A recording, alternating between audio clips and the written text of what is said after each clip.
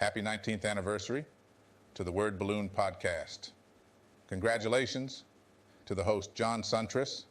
I haven't made a comic book movie since 2013, but I'm holding out hope that James Gunn will consider me to play a senior citizen version of Black Vulcan from the Super Friends cartoon.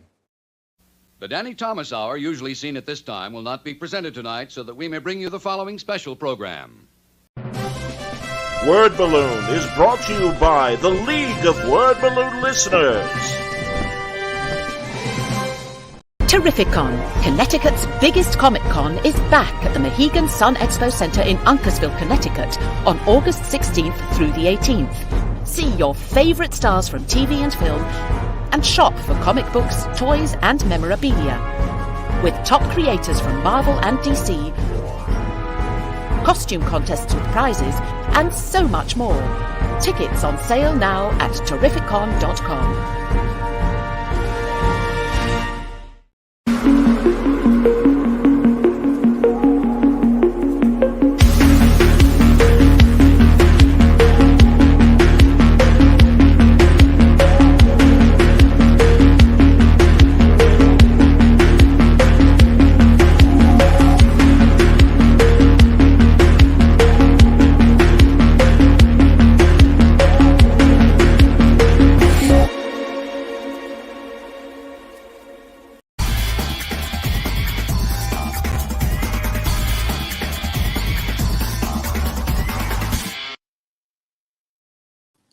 Hi, everybody. Welcome back. It's time for Word Balloon, the comic book conversation show. John Suntress here. Always happy to welcome Dan Slott back to Word Balloon, who's killing it on Spider-Boy. Who knew we'd give a shit about a new character, Bailey Briggs? Biggs or Briggs? Briggs. It is with an R. Okay, good. Man, I feel for this poor kid, a kid that was left out of time and everyone forgot who he was, and that's all he's trying to do is get his life back to the point where even his poor mother doesn't remember him, and that's just heartbreaking. Is my sound on? Oh, there we go. There's my little thing. I'm bouncing around. Hello. Testing. 1, You're Hal. 2, 3. This is Hal 9000 from 2001. Yes. Get back in the pod, Dave. I'm scared, Dave. Woo.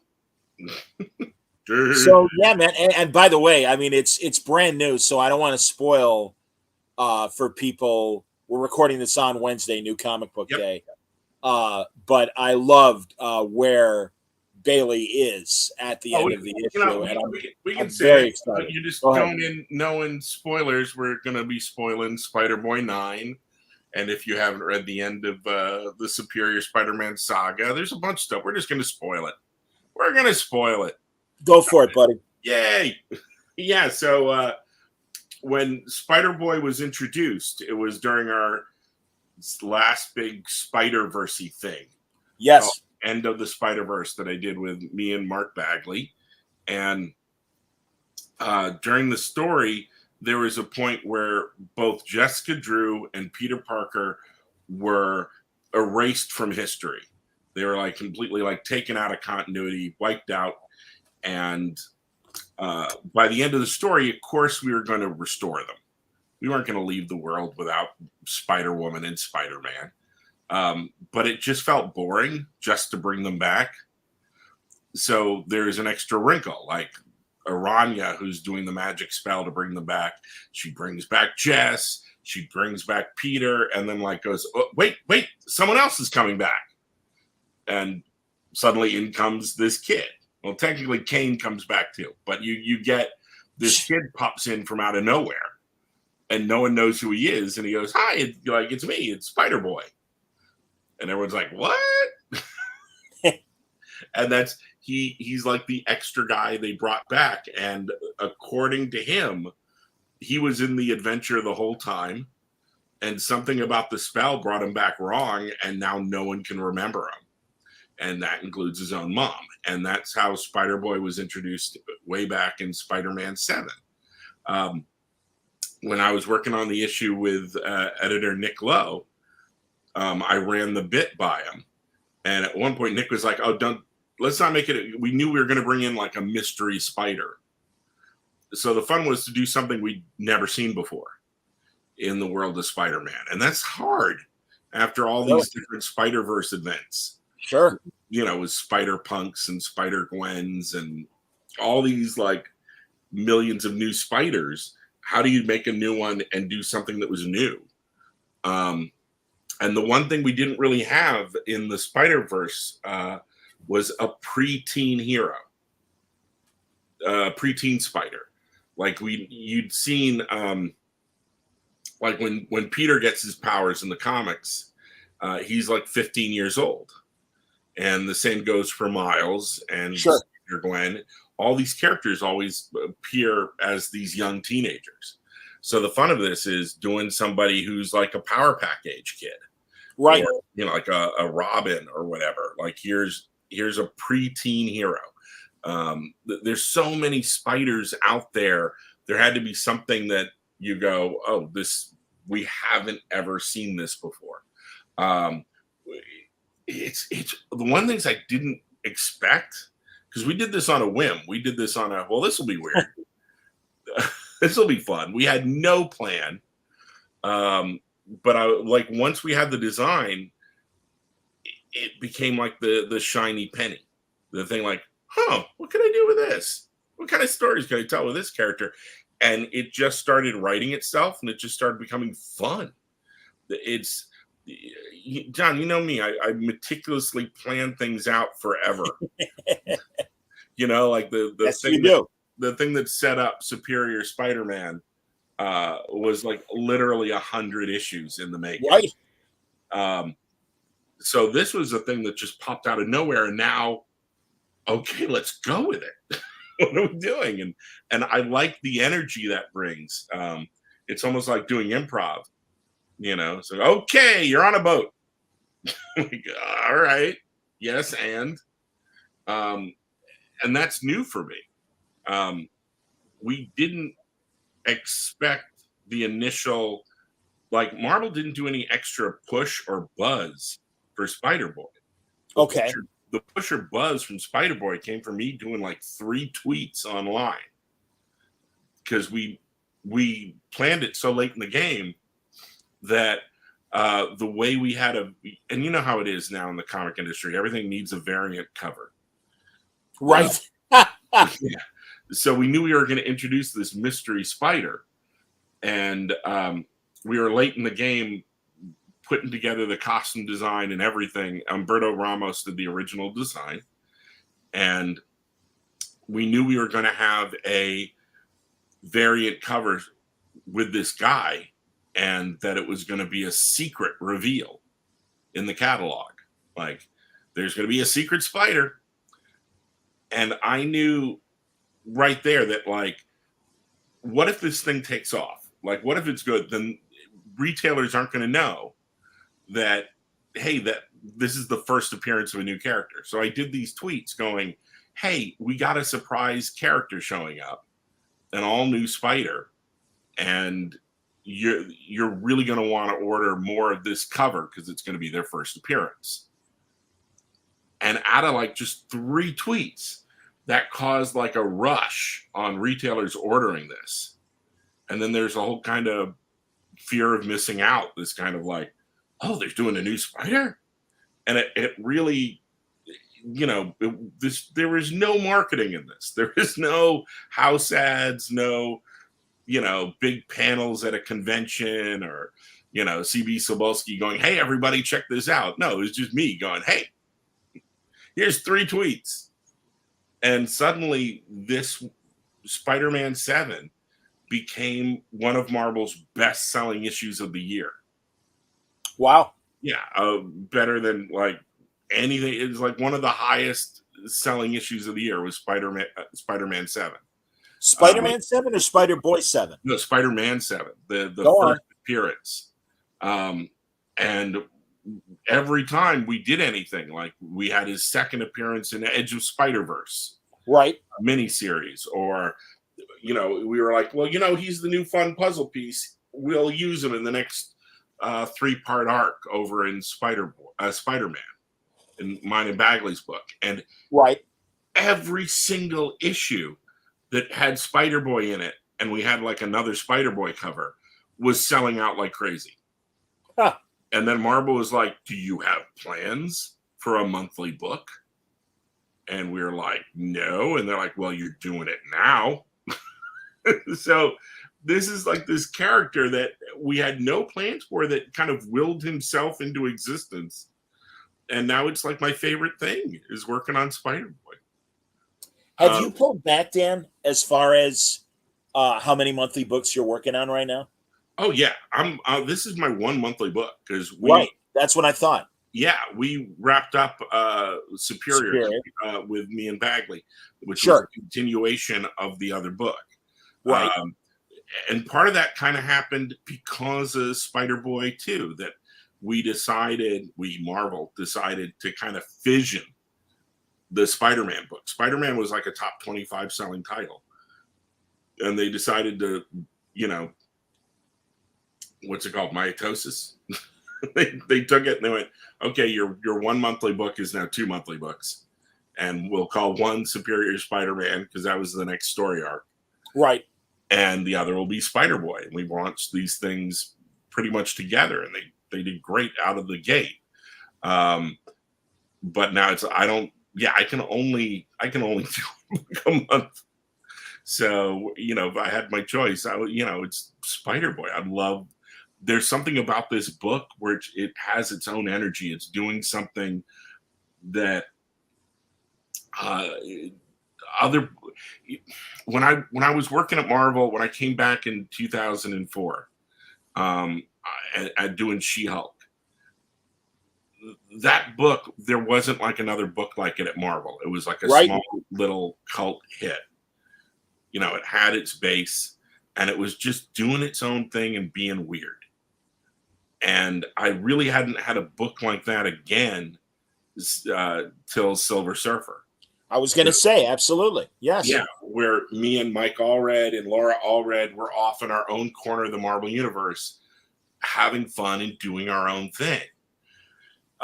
So much of the time when you're working on a book like Amazing Spider-Man or even the Spider-Man book with Mark, there's a stress, there's a pressure that like, oh my God, you're doing like this mainstream comic. And as much as you're trying to have fun and get the book out and have it be great, there's this pressure of like, oh my God, what's the big thing you're going to do next? And oh my God, you've got to keep the sales up. And with Spider-Boy, it's completely different. We know exactly what we're doing. We're doing a book that is, I'm going to say a terrible word. It's kind of a word that strikes fear into the hearts of retailers. All ages. Yeah.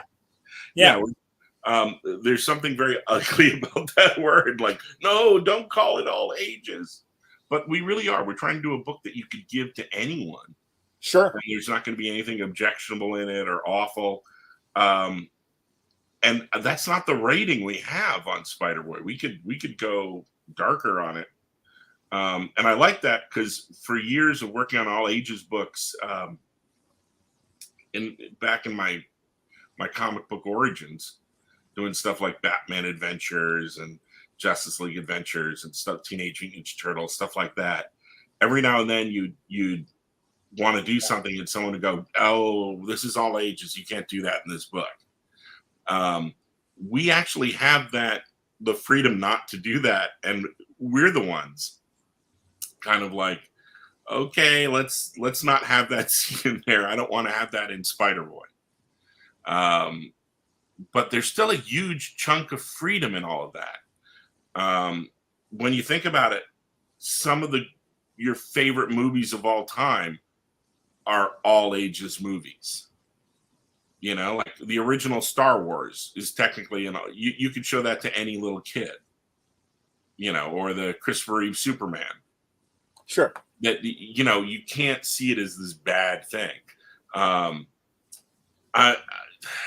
love the letters we get on Spider-Boy because I think it shows it's working, that we're getting letters from families, from parents who read the books with their kids and kids that are really into it.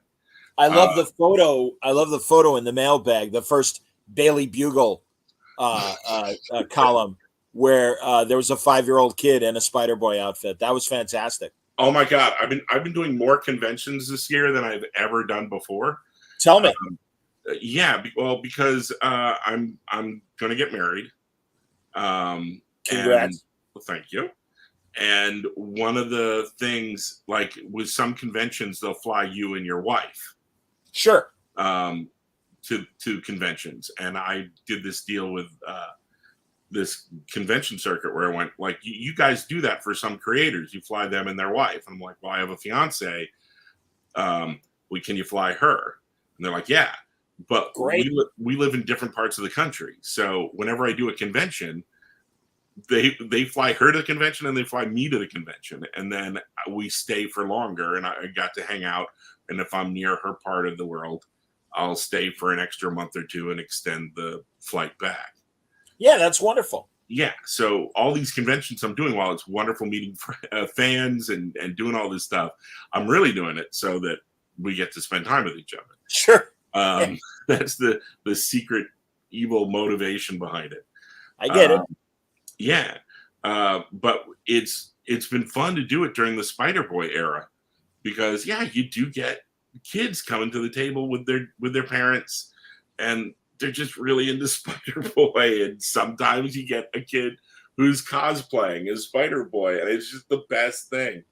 One of the things that we're doing in the book, Paco Medina and I are having a blast doing, is we really want to give Spider-Boy his own rogues gallery.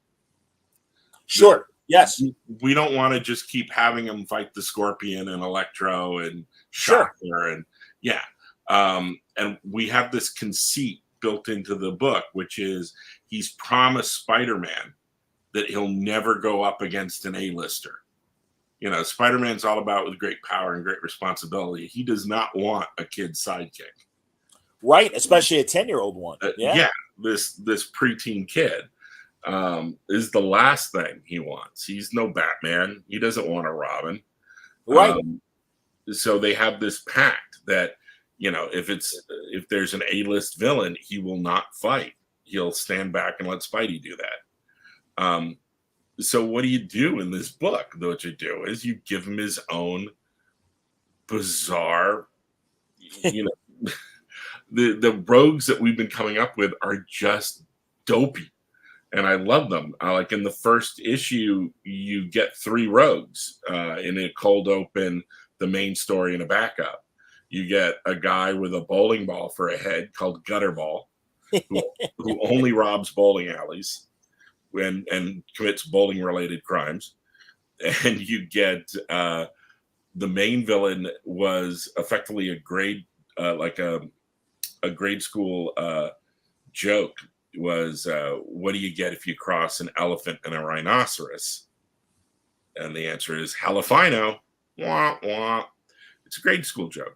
And we did that as a villain. His main villain is Halifino, who is 2 animals spliced into one person. So instead of like, oh, that's funny. Yeah, a spider and a man, or a scorpion and a man, or, you know, he is a rhinoceros and an elephant spliced into a man.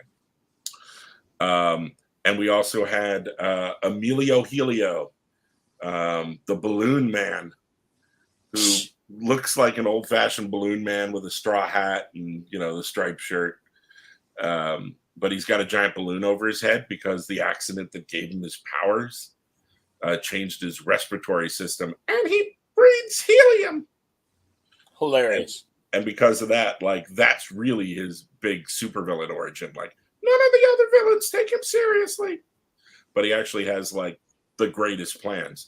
And he controls gases the way Magneto controls metal. So he fills up balloons with evil gases like laughing gas and tear gas. And he sends balloons to attack you. And if you pop the balloon, it releases the gas. That's hilarious. He's doing stuff like he sends balloon animals out to get you. The little, like, wavy men outside a used car dealer locks. Right. He takes over all the balloons in the Macy's Day Parade. He does all kinds of things. I would love to use him again. We in his first adventure we see with Balloon Man. He does that with the Macy's Thanksgiving Day Parade. And one of the floats you get in every parade is Santa Claus. And what you find out is that is the real Santa in the Marvel Universe. Like the way you can have Thor or Hercules, Sure. why not have Santa Claus?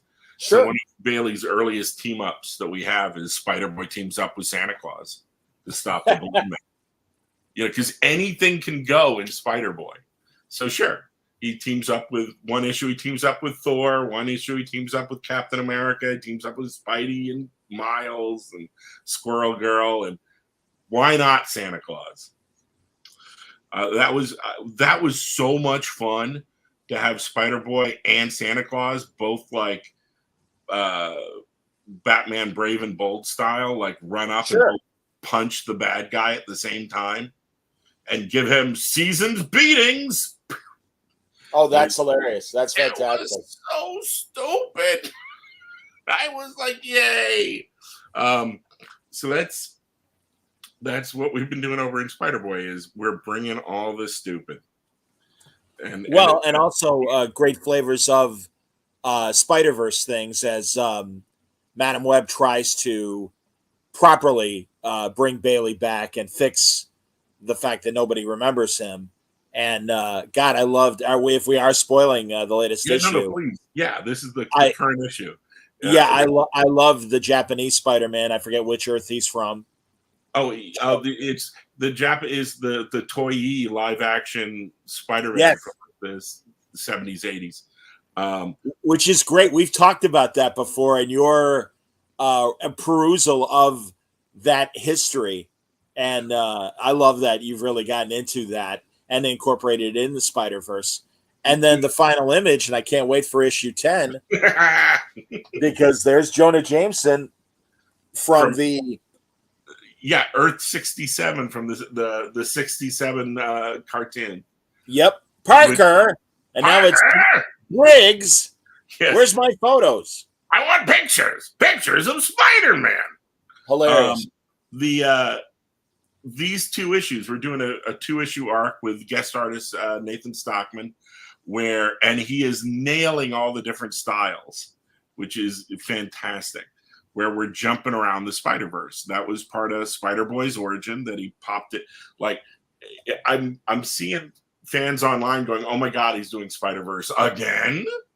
And the thing is, this is what makes the most sense for the character because his origins are linked. Certainly. Absolutely. End of the Spider-Verse. So if there's a way to possibly fix him, it's got to involve a Spider-Verse solution. So this is actually my third trip really into the Spider-Verse. I did the original Spider-Verse. I was going to do a book called Spider-Geddon. But then I left the Spider-Man unit and to do Iron Man and Fantastic Four. And that was a hard choice. And it meant one of the things I had to leave behind was Spider-Geddon, which we're already starting to plan.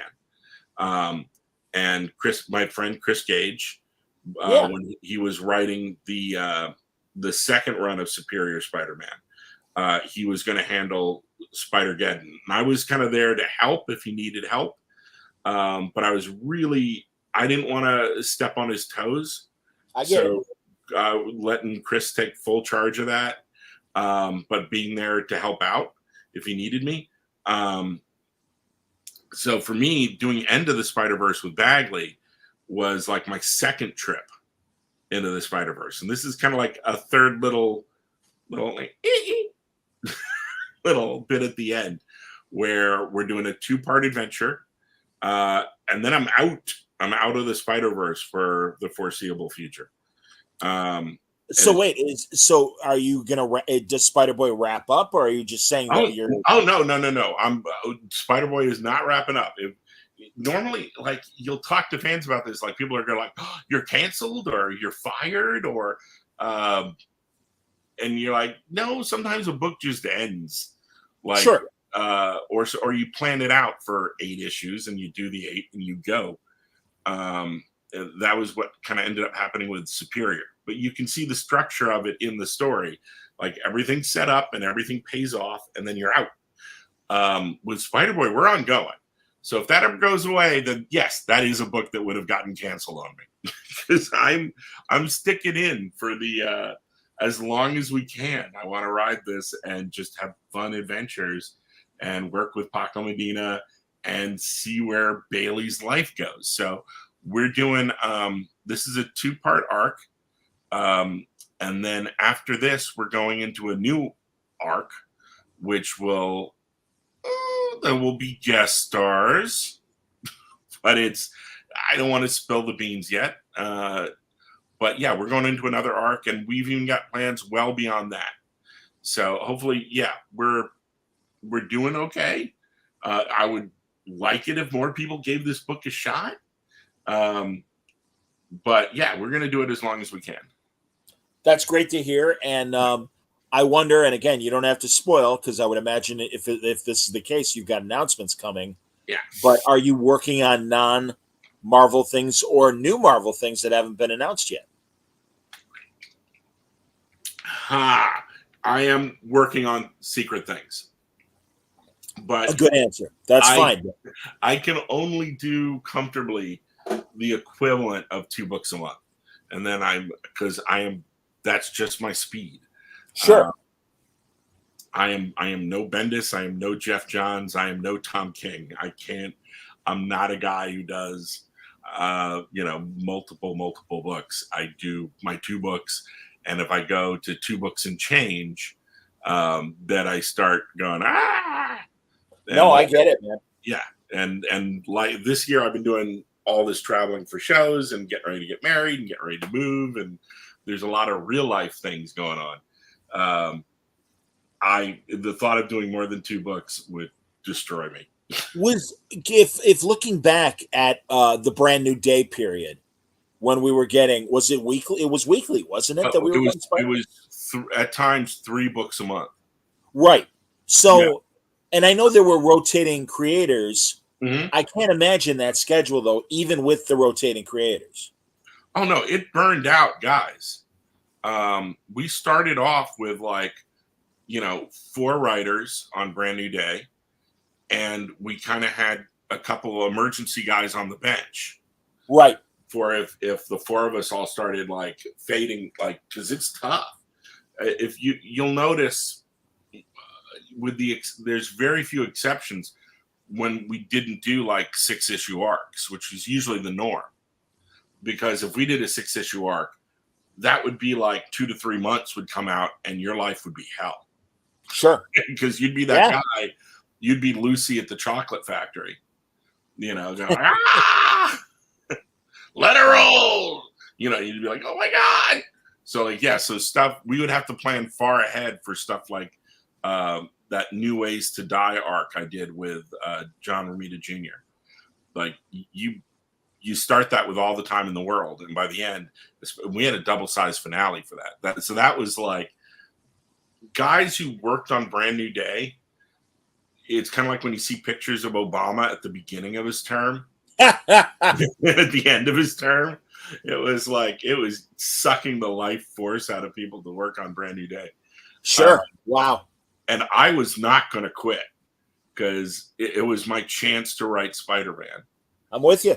So I was I hung on to that ride. So we burned out 3 writers, and then we did phase 2 of Brand New Day, where they rotated in 3 new guys, fresh meat, and some new guys on the bench.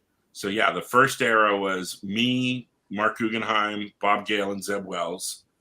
And the next era was me, Joe Kelly, Mark Waid, and Fred Van Lente. Wow. Were wave 2. And I thought we knew when Brand New Day ended, we were going to go to 2 times a month, plus a satellite book, like a web or spec. And that became a book called Avenging Spider-Man. And I just assumed that I was the guy who'd been there the longest, that I was totally getting chucked out. That I assumed that when they went to twice a month, it would be like a whole new era. And that in my mind, it was going to be one of two outcomes. It was either going to be Joe Kelly, who I thought was hitting the hardest when we were doing our run of the second era of Brand New Day. Okay. Like all of his issues I thought were amazing. Now, everyone did a fantastic job. Like, there's a Mark Waid era story called Unscheduled Stop. That's one of the best Spider-Man stories ever. But I just felt that, like, Joe Kelly was really hitting the ball. Whether he was doing this arc American Son, or he did these stories with the Rhino that were just the best Rhino stories ever done. I just thought every time he got to bat, they were so phenomenal that in my mind, when the book was over and when they went down to one writer, it was either going to be Joe Kelly or they would bring in all new fresh blood. Like, they'd get a Matt Fraction or an Ed Brubaker or somebody.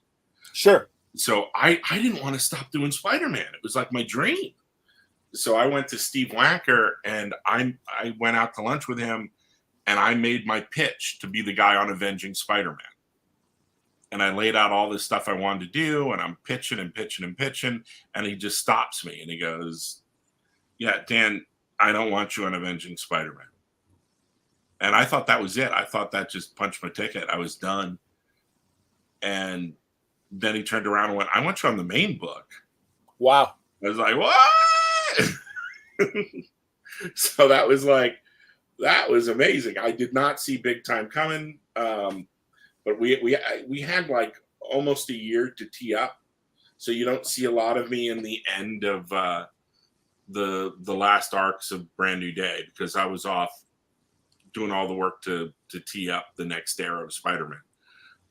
But yeah, and then once I was on that, you know what happened to me then. So that was doing Spider-Man twice a month, and when you say something like doing it twice a month, or even a book like Spider-Boy, which is only once a month. If you're planning guest issues, if you're planning the arc after, you're really kind of like writing multiple issues a month. Just fans don't see that.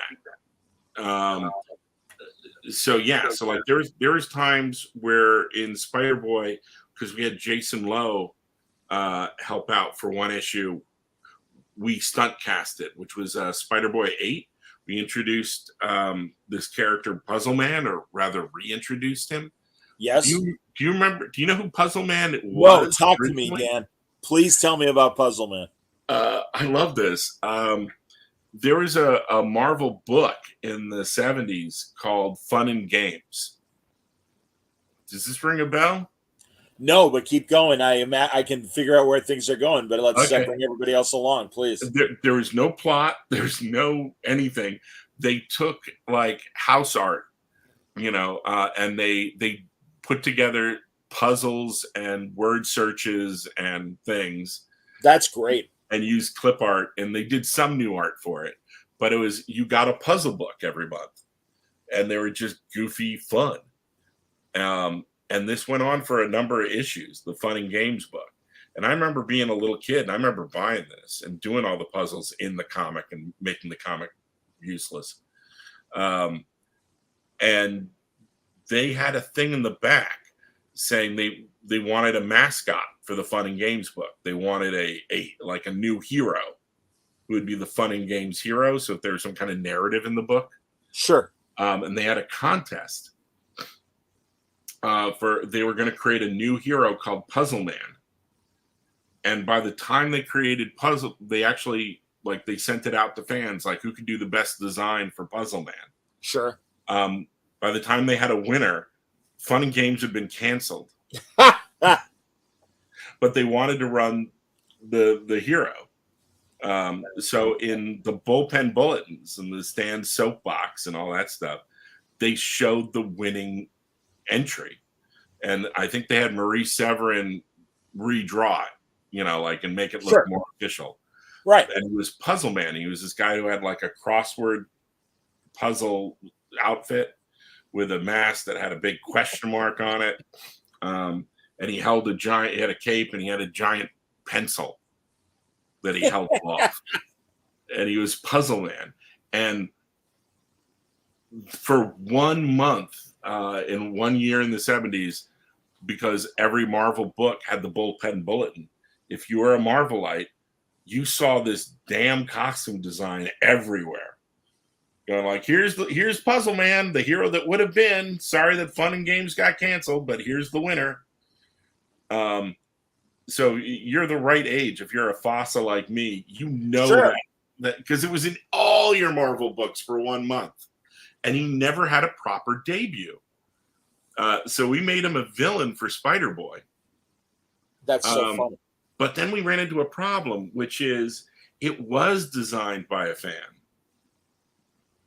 So like, there was a problem back in the day with a character like where Marvel did a contest and a fan got to design a character. And then the character appeared in a book for a while. And then the fan showed up with a lawyer and went, well, my guy wants Sure. percentage. Sure. And I went, but he signed a thing. He signed a thing to win the contest. And I'm like, yeah, nope, we're gonna sue you. Wow. And Marvel went, yeah, we're never doing that again. And that was decades ago.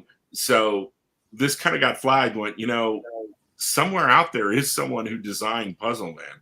Sure. Like Marvel has the name Puzzleman, but you can't, if we use that design, someone could come out of the woodwork and sue us. So I was all happy to finally give this guy their moment in the sun and, the character. And then it was like, oh no. Okay, you know what? We're redesigning it. Cool.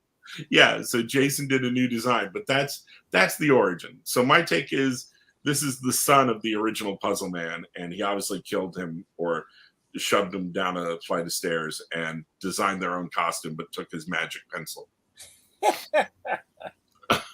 So that's our Puzzleman. And we did a whole issue of stunt casting with Jason Lowe, who's amazing. I first saw his work. He did this amazing multiple man story where he abused the format of the comic, where how he structurally told the story, visually on the page. Every time multiple man fissioned off into another copy of himself, that being went into another panel, and you could follow their adventures or the adventure of the one who fissioned below you. Oh, wow. Yeah. So the comic kind of retaught you how to follow the comic on the fly to do all these adventures of all these fissioning multiple mans. And then as they all come together, the panels all reform together too. And I went, that guy's a genius. Is it Jason? Is it LOO or is this another? It's LOO, but it's pronounced Low, not Lou. Okay, because isn't he worked with Chip Zdarsky on, I want to say, the All Nighter. Yeah. So, and I know, and I've seen that he's been doing a lot more Marvel stuff. He's now. And that's great to hear. And I had no idea. It's kind of like Greg Smallwood, where I know these guys before they hit big, and then it's like, oh yeah, that guy, absolutely, man, that's fantastic. And he's doing a new Dazzler book for Ed Marvel. Yes, I did read that. Yes, and in fact, good excuse to get Jason back on Word Balloon, because I had him on for All Nighter, and that was a while ago. Yeah, and I just went, this guy's amazing, and we reached out and asked if he could work on our guest issue with Puzzleman. So the idea is that Puzzleman forces you to do different puzzles, but we build it into the narrative of the story. That's great. Dan, didn't you do that Ren and Stimpy kind of game book? Yep. I did two of those for Ren and Stimpy, where one was a choose your own adventure and one was like a puzzle book. That's great, man. Yeah, so we kind of reached into that bag of tricks, and we did so throughout the course of one issue of Spider-Boy, you're doing a word search, you're doing a crossword, you're doing a mix and match, you're doing all these different, the kind of puzzles you'd find on a kid's napkin at a restaurant, but they're all built in to the narrative. That's hilarious. Spider-Boy has to do this puzzle now in order to get from here to there, and that puzzle man. So he's kind of like a Mixes Pitalik, annoying kind of guy. forcing What you was to that do weird DC book that was kind of a puzzle where there would be a new writer at the end of every issue? the challenge. Right, That's right. It was DC Challenge. Yes, and the challenge was trying to understand what the hell was going on. I liked it. I liked it in theory, and it was fun. I like it whenever they just try something new. 100%. So we're kind of doing that. So like we had these 3 issues to give Paco a rest, and so we had the Puzzleman issue, which was a hoot, and I love that fans have been sending in, young fans have been sending in, where they did what I did when I was a kid with Fun and Games, where they have completely destroyed their comics because they've done all the puzzles into the comic. Sure. Like, here, I figured out the solution of the maze. Look, way to go! Exactly, man. No, come on, man. I can't wait to do a convention where I'm signing one of those books that have been destroyed. Like that'll give me so much joy to go like, oh, I'm so glad you liked the book and you did the word search. God, you don't want to go to the well too often, but that would be a great kind of recurring. I'm sure you're thinking already about possibly the next Puzzleman appearance. Yeah. So yeah, but if we do it again, the trick is always to top what you did the previous time. 100%. Yeah. So we did the simple puzzles, like how do we up the game? How do we do something weird? And if we can like stunt cast 1 issue a year where we do some weird book, like the stress-free version of the like what we did with Surfer. Like if Mike and I kept doing Surfer, like we did that one weird issue where it's a Mobius strip. Yeah. We probably would have kept doing that every year. We would have had like one really weird issue because you take time to make sure that works. Like sure. You say, oh, let's do a Puzzleman issue, but it needs extra time and extra care than a normal issue. So suddenly you're doing that, and I'm at the same time while you're doing the 2 issues with Nathan Stockman. Like those are a blast. Like those are what we're currently getting now, which is the 2 Spider-Verse issues. So you get when I did the original Spider-Verse, one of the frustrating things is it was all written out of sequence because we had 2 artists working on it, and they both had to be fed. We had Olivier Coipel and we had Giuseppe Camuncoli, and they worked at different speeds, and we had them booked at different issues. So I'm constantly writing things out of sequence so that the artist can keep drawing. Sure. Yeah. And on top of that, it was an event book. So it had all these mini series and one-shots that tied into it. And I had to coordinate that as the writer. Yes. So, okay, so I know where Spider-Woman is in the 4-issue Spider-Woman mini. And here's the adventure she's having. And here's how it tracks with our issues that are coming out every month. Well, twice a month over in Spider-Man. I'd have to coordinate all of that. And what would happen is sometimes over in their mini, they would make changes, and it would change how I'd need to use their character. So sometimes I'd have to write in extra sequences so that everything connected correctly. And it just meant that I'd have this one scene I'm dying to write, and now suddenly I have to write it in less pages because I've used the real estate elsewhere. This sounds really boring, but no. Honestly, I think it's helpful for Dan. There's a lot of aspiring writers that listen and want to hear stuff exactly like this. So no, it's not boring. There were so many moving parts and so many plates that were spinning. And there were 2 things I was really looking forward to in the Spider-Verse, the original Spider-Verse. And one was we got to use Japanese live-action Spider-Man and have his giant robot Leprechaun show up. Yep. And when it came time to write that sequence, I had barely any pages left to use. So I didn't have the room to do a proper Leprechaun fight. If you want, I've watched every episode of live-action Japanese Spider-Man. And if you watch it, you know that those battles have a rhythm to them. They're almost like Mad Libs. That there's certain things that you always get when you're seeing one of those battles. And I didn't get to run the bases. I didn't get to do the stuff you're supposed to be able to do in a Leopardon fight. And that was so frustrating to me as a fan. Like, I got to be the guy to do the first ever Leopardon stuff in the Marvel Universe. And I did, it'd be like writing a Spider-Man story and he doesn't run up a wall or swing from a web. I'm with you.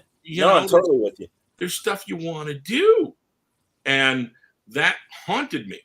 And one of the other things, like when you look at the original Spider-Verse arc, I was writing the core book, and I was also doing little short stories and anthologies and, random issues here and there, like helping out on the Superior Spider-Man issues. Like there was extra work I was doing on top of the normal work, which was already crazy.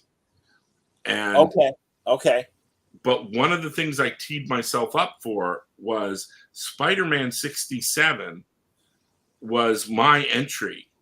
Of course, me too, Dan. Me too.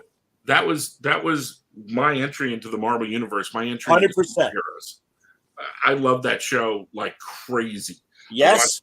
Watched it every day in reruns after school and syndication. Yes. And it was my jam. And we grew up in an era where we were pre-VHS. Yeah, of course. And if you missed it, you didn't get to record it and see it later. Right. You missed it.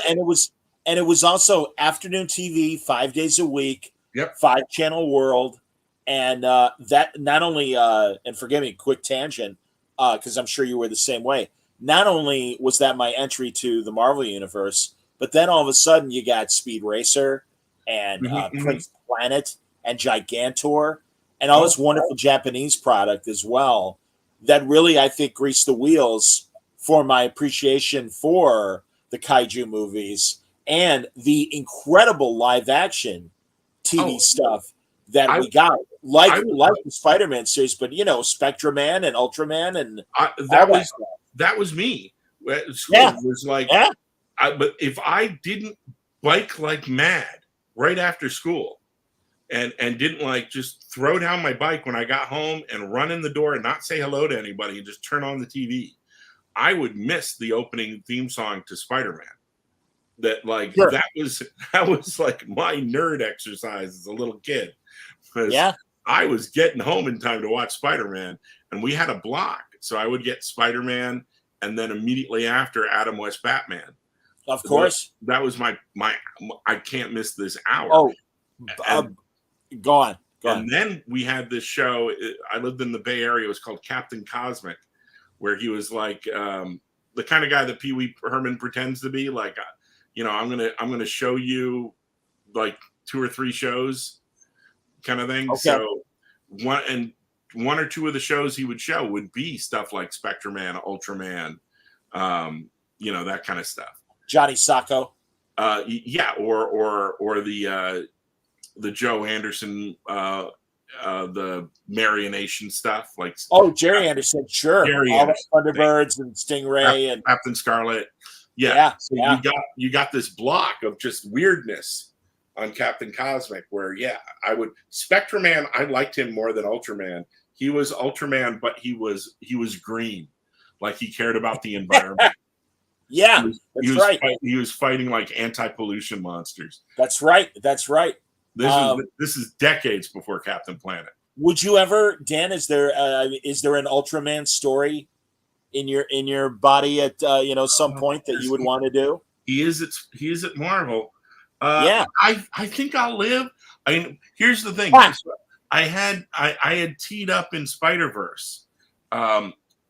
In the Edge of Spider-Verse miniseries, I was going to be the guy writing the Spider-Man 67 chapter.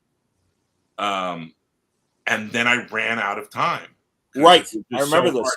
And Chris Gage got to write it. Yep. A whole cloth. No notes for me, no nothing. He just got to go. And it was like I teed up that dessert for myself, and then I didn't get to eat it. Like, that was like so frustrating. So in these 2 issues with Spider-Boy, I'm finally getting that out of my system. I'm ticking those boxes. So this issue we had this It's like a 6 or 7 page sequence where we just flat out do Spider-Man, Emissary of Hell with Leopardon and fighting kaiju. Yes. Or in the world of Japanese Spider-Man, they're not called kaiju, they're called BEMs, BEMs. That's his nickname for his kaiju that are created by the evil Professor Monster. God, I love this. And then next issue, we're gonna get a nice chunk of Spider-Man 67. Yay! And I'm sorry, man. You're right, man. That was my entry point too. I got to talk to Ralph Bashke years ago. And yeah, man, I'm like, listen, I know you don't want to spend a lot of time on this because you're no. This is sweet. Please. But yeah, no. I mean him. And I'm like, well, please indulge me. And I can't remember. Everyone really go to the Word Balloon archive and look up that Bashke interview. He was so great and so wonderfully acerbic in that Howard Chaykin way. That's what you want, man. That's the floor show. I came for the floor show, man. And I mean, he really was wonderful. But also, I wanted to mention, Dan, we kind of glossed over some of that weekday afternoon fare that we got as kids. Yeah. I 2 weekends ago, something like that, on the on Catchy Comedy, one of the digital channels. They used to be called Decades, and on the weekends they do a big binge, and they'll just do a ton of shows of a couple seasons of whatever show they're doing. And they did Batman, and I got to tell you, man, I saw scenes that I don't remember seeing even when we were little kids in syndication that they likely chopped out to fit a couple more commercials in.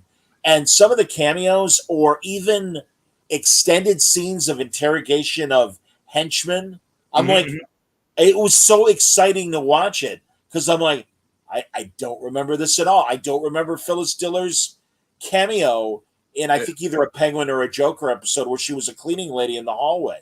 And it's like, they would have these amazing cameos even beyond the guys who leaned out the window. Exactly, man. Yeah. No, absolutely. And that's the thing. Or you get those classic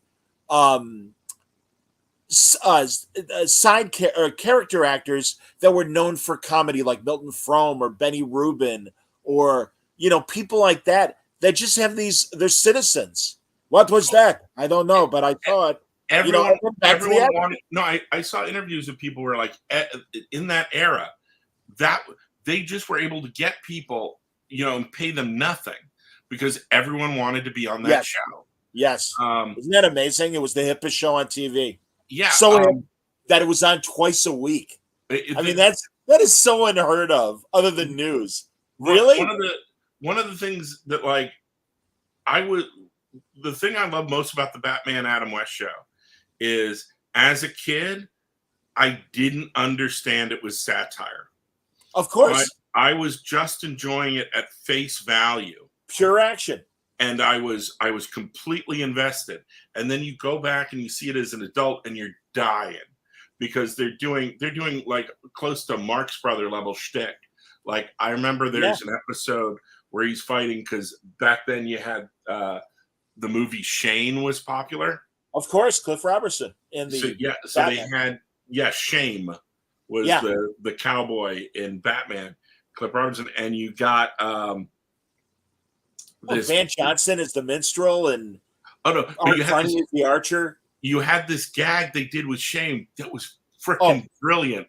Where, and to this day I remember it perfectly. Where he takes over like a radio station, so he could have send out a message to Batman. Sure. And then Batman calls in to the radio station, so they're the TV station, and they're arguing over the airwaves and giving their ultimatums and they're having their trash talk. And at one point he's going to give Batman like a Riddler-like clue, but he only wants it going out to Batman. So the announcer on the TV show tells everyone in Gotham, please turn off your TVs. Hilarious. So that only Batman and Shame can talk together over the airwaves. Jesus. Yeah.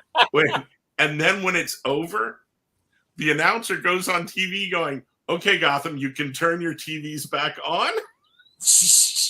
That's fantastic. That's which meant that everyone was secretly listening and no one was paying attention. Yeah, either that or obviously it doesn't make sense at all. It doesn't but make sense. fantastic. Yeah, like That's you know, beautiful. like yeah, That's like Vincent Price in the Tingler movie, oh. the William Castle movie. No, I went and saw a revival of that where you got all the tinglers in your chair.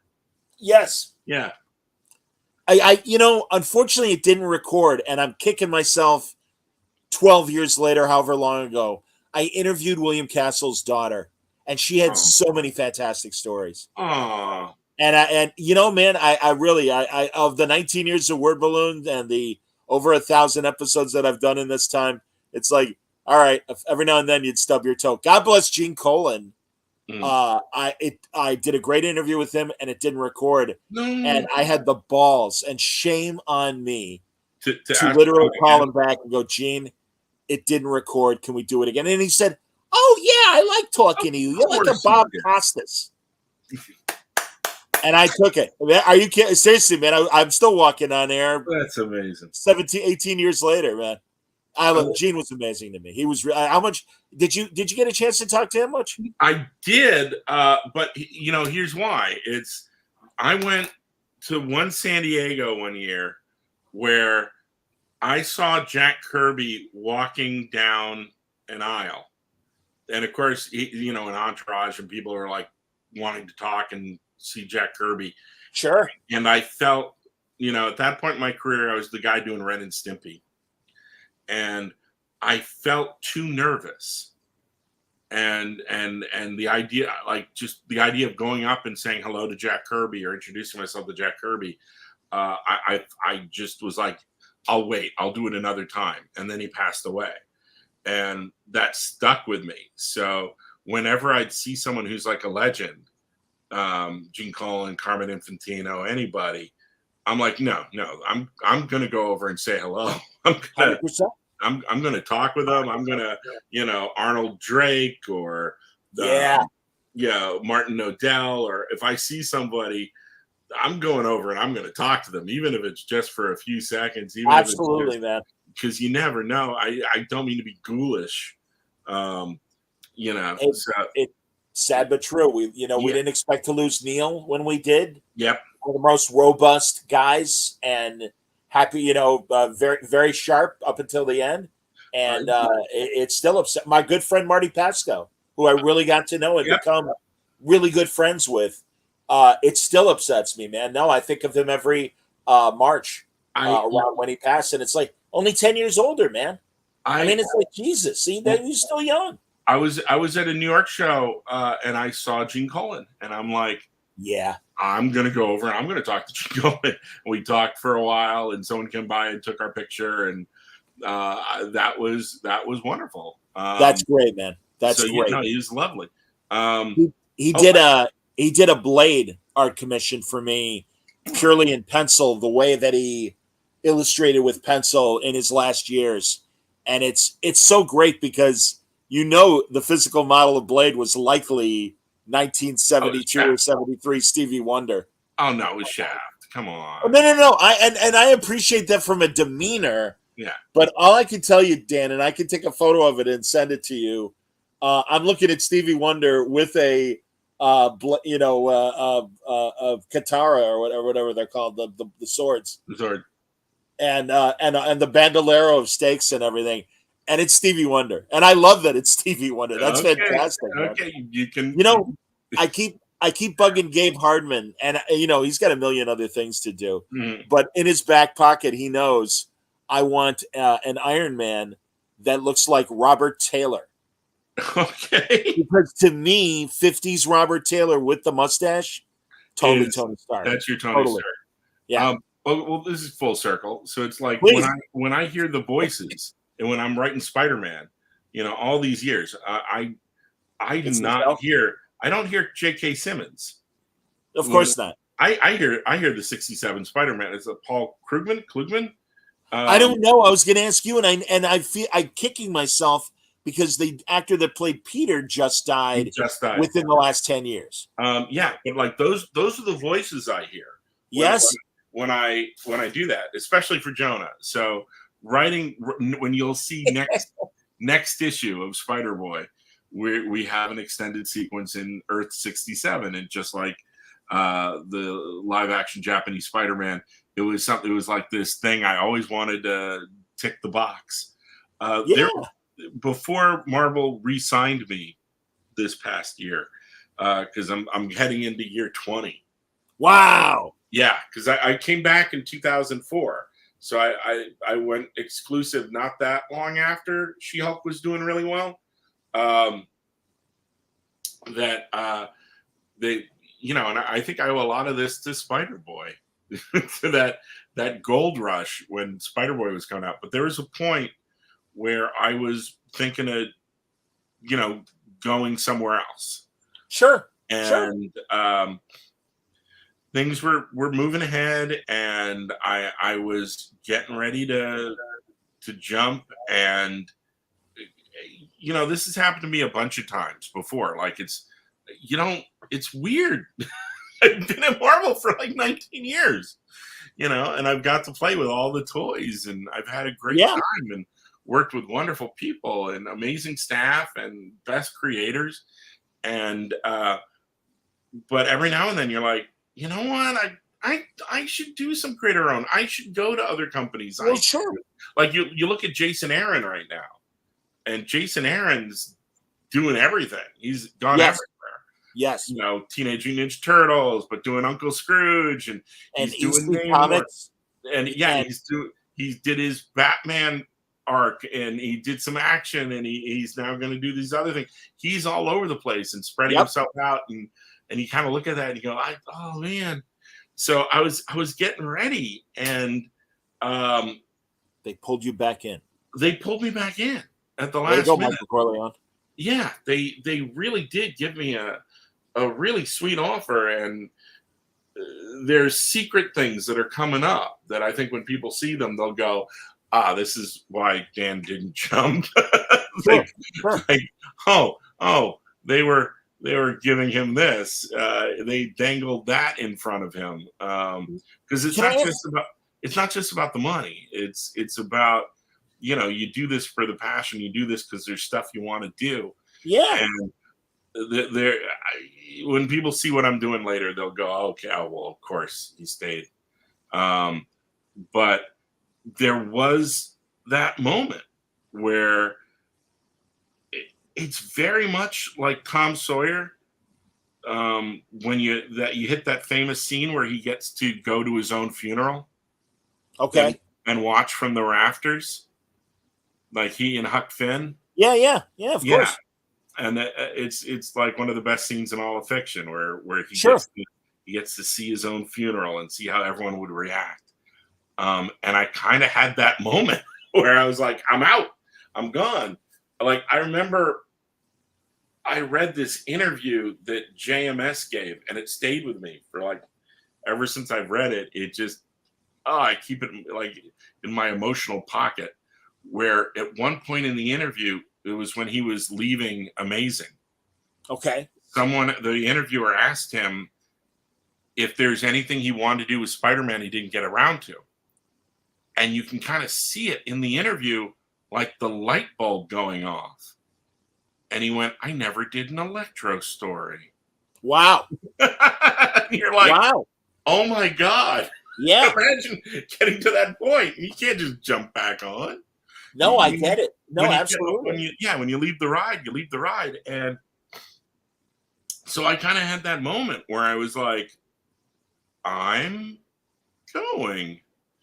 And you think about all the boxes you wanted to tick. And so like these 2 issues of Spider-Boy, like going, okay, here's Japanese live action Spider-Man the way I wanted to do it. Here's Spider-Man 67 the way I wanted to do it. Absolutely. And it's the most self-indulgent thing, and it comes through I think it comes through on the page, and it's just fun. I saw someone today on social media going, Leopardon did the arc turn. He did arc turn, which is one of his power moves. Okay. And I was that same guy when the art came in from Nathan Stockman. I'm like, he's doing the arc turn. Look at that. So I'm like that. Like, almost every issue of Spider-Boy. Like in my head, I was only going to like issue 8. I was, because when I was gonna jump was really early days, and one of the things I had to come out and tell Marvel was I had to say, you guys, I'm gonna jump, but I didn't want to like only do like 2 or 3 issues of Superior and 2 or 3 issues of Spider-Boy. Sure. I thought that would be a jerk move. That like for the readers and for the people I'm working with, and that, you know, you say you're going to do this, you're going to do it. So I hit this number. I'm like, you know, I planned out Superior to 8 was how I blocked out the story. Oh, and okay. And then I was like, okay, if I was going to only go to 8 issues of Spider-Boy, what would those be? But then as we were working on it, and then I you know, Marvel re-signed me, I changed my plan. So we did like these 3 issues. So is that when the story jumped from Superior to Spider-Boy? Because I'll confess, Dan, I didn't see the turn, what happened after the turn at the end of Superior. We did we had the Spider-Man comic that I did with Bagley. Yes, absolutely. We went to 10 issues, and then we had 1 issue, 11 issue with Luciano Vecchio, where it was really just and here's your introduction to Spider-Boy, kind of backdoor pilot, you know? Right. Sure. Mork from Mork shows up on Happy Days. Right.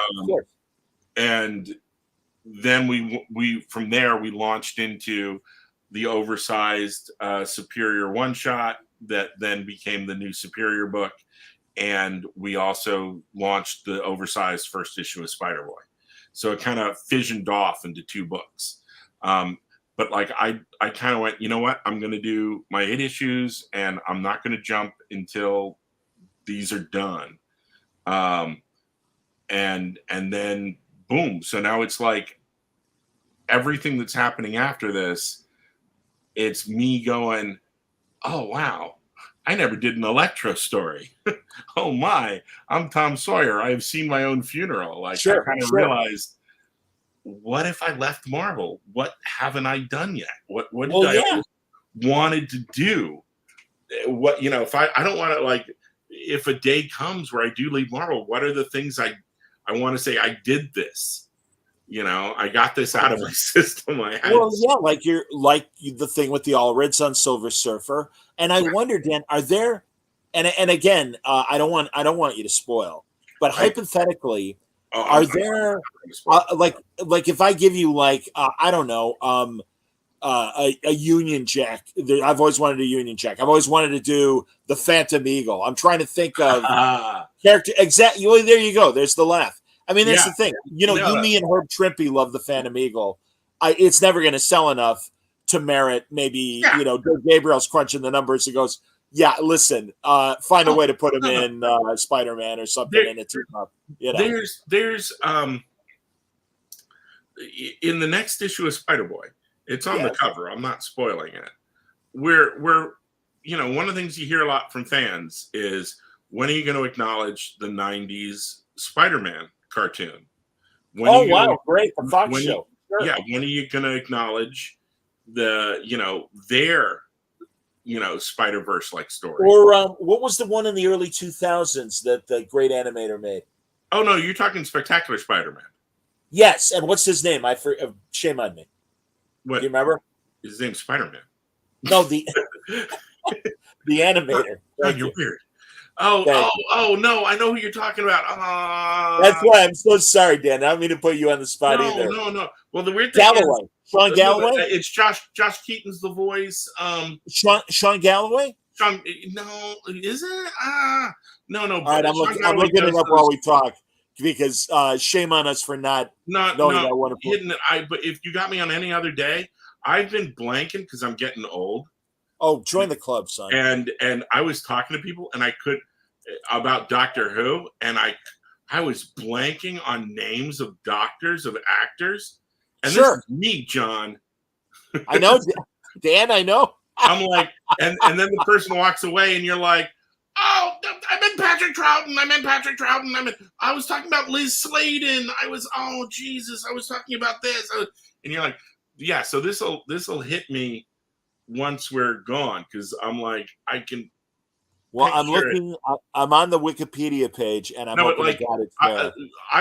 I pushed really hard. I'm going to say, I'm going to look at Sean Galloway. I Keep pushed going. really hard on Spectacular Spider-Man to be in the Across the Spider-Verse movie. Oh wow, yeah. Yeah, because I was a consultant on that, and they would come to me and ask me questions like, well, what Spider-Man could we use in this scenario? What Spider-Man could we use over here? And Sure. what's the history of this guy? And by the way, it is Sean Galloway. I am very pleased that I came up with that.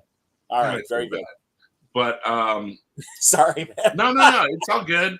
Because I was thinking about, it's Josh Keaton as the voice, and sure, and that great theme song, the whole thing, man. Yeah, the whole thing. Yeah. No, it's a great show.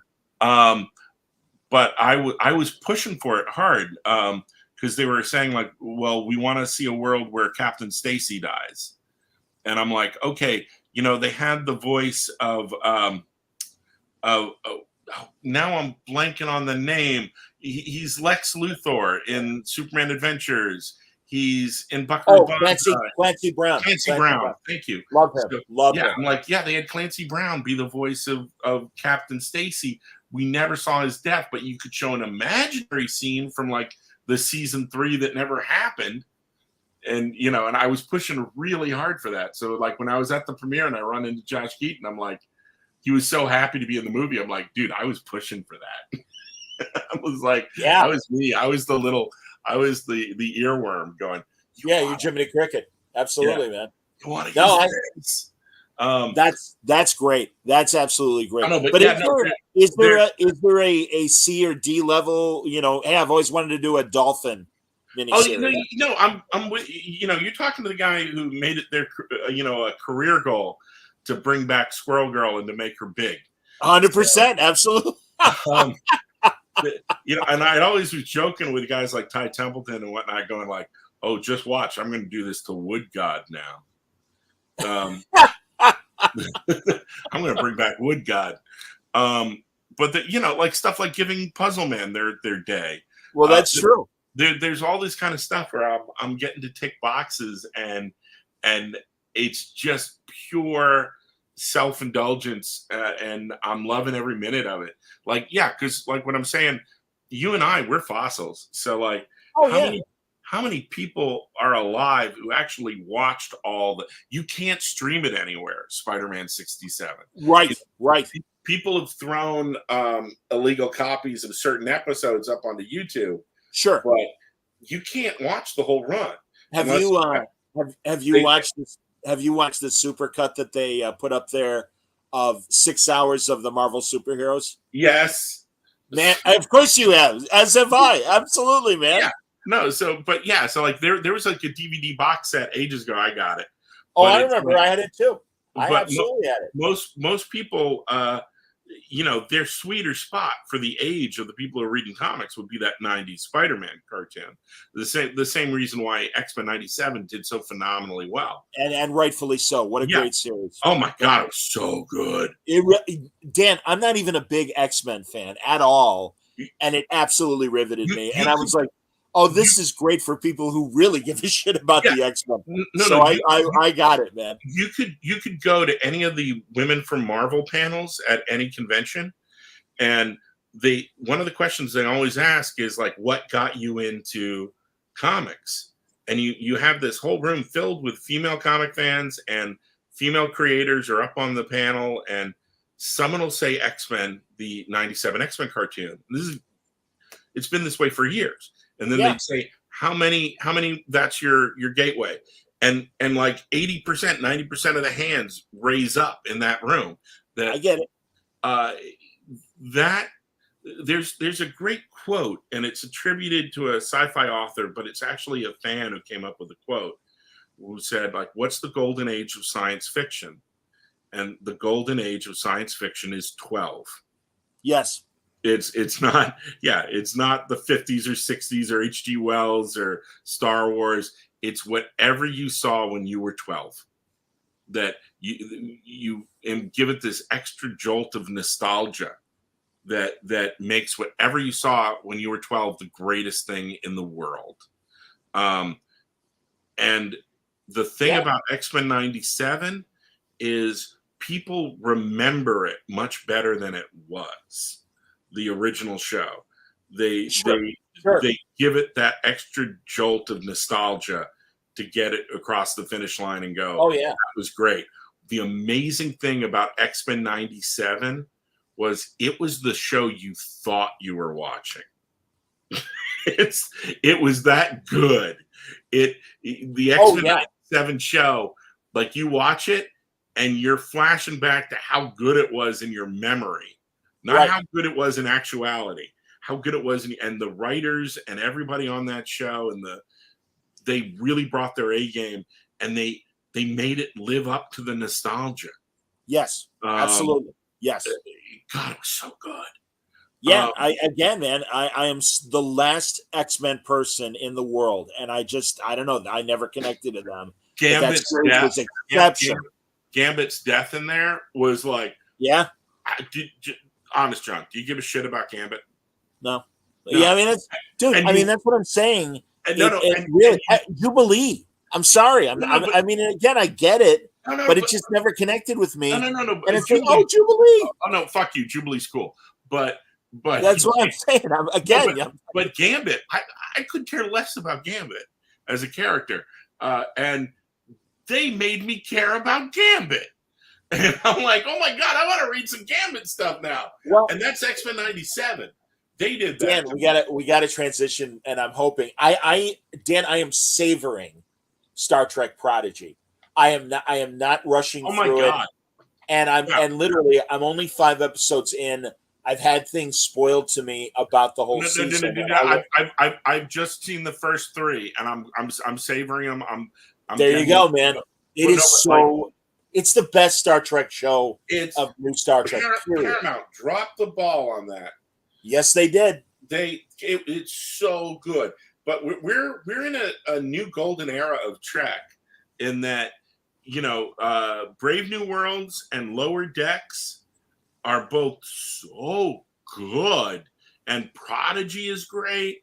There's a lot of good out there. But Lower Decks is ending.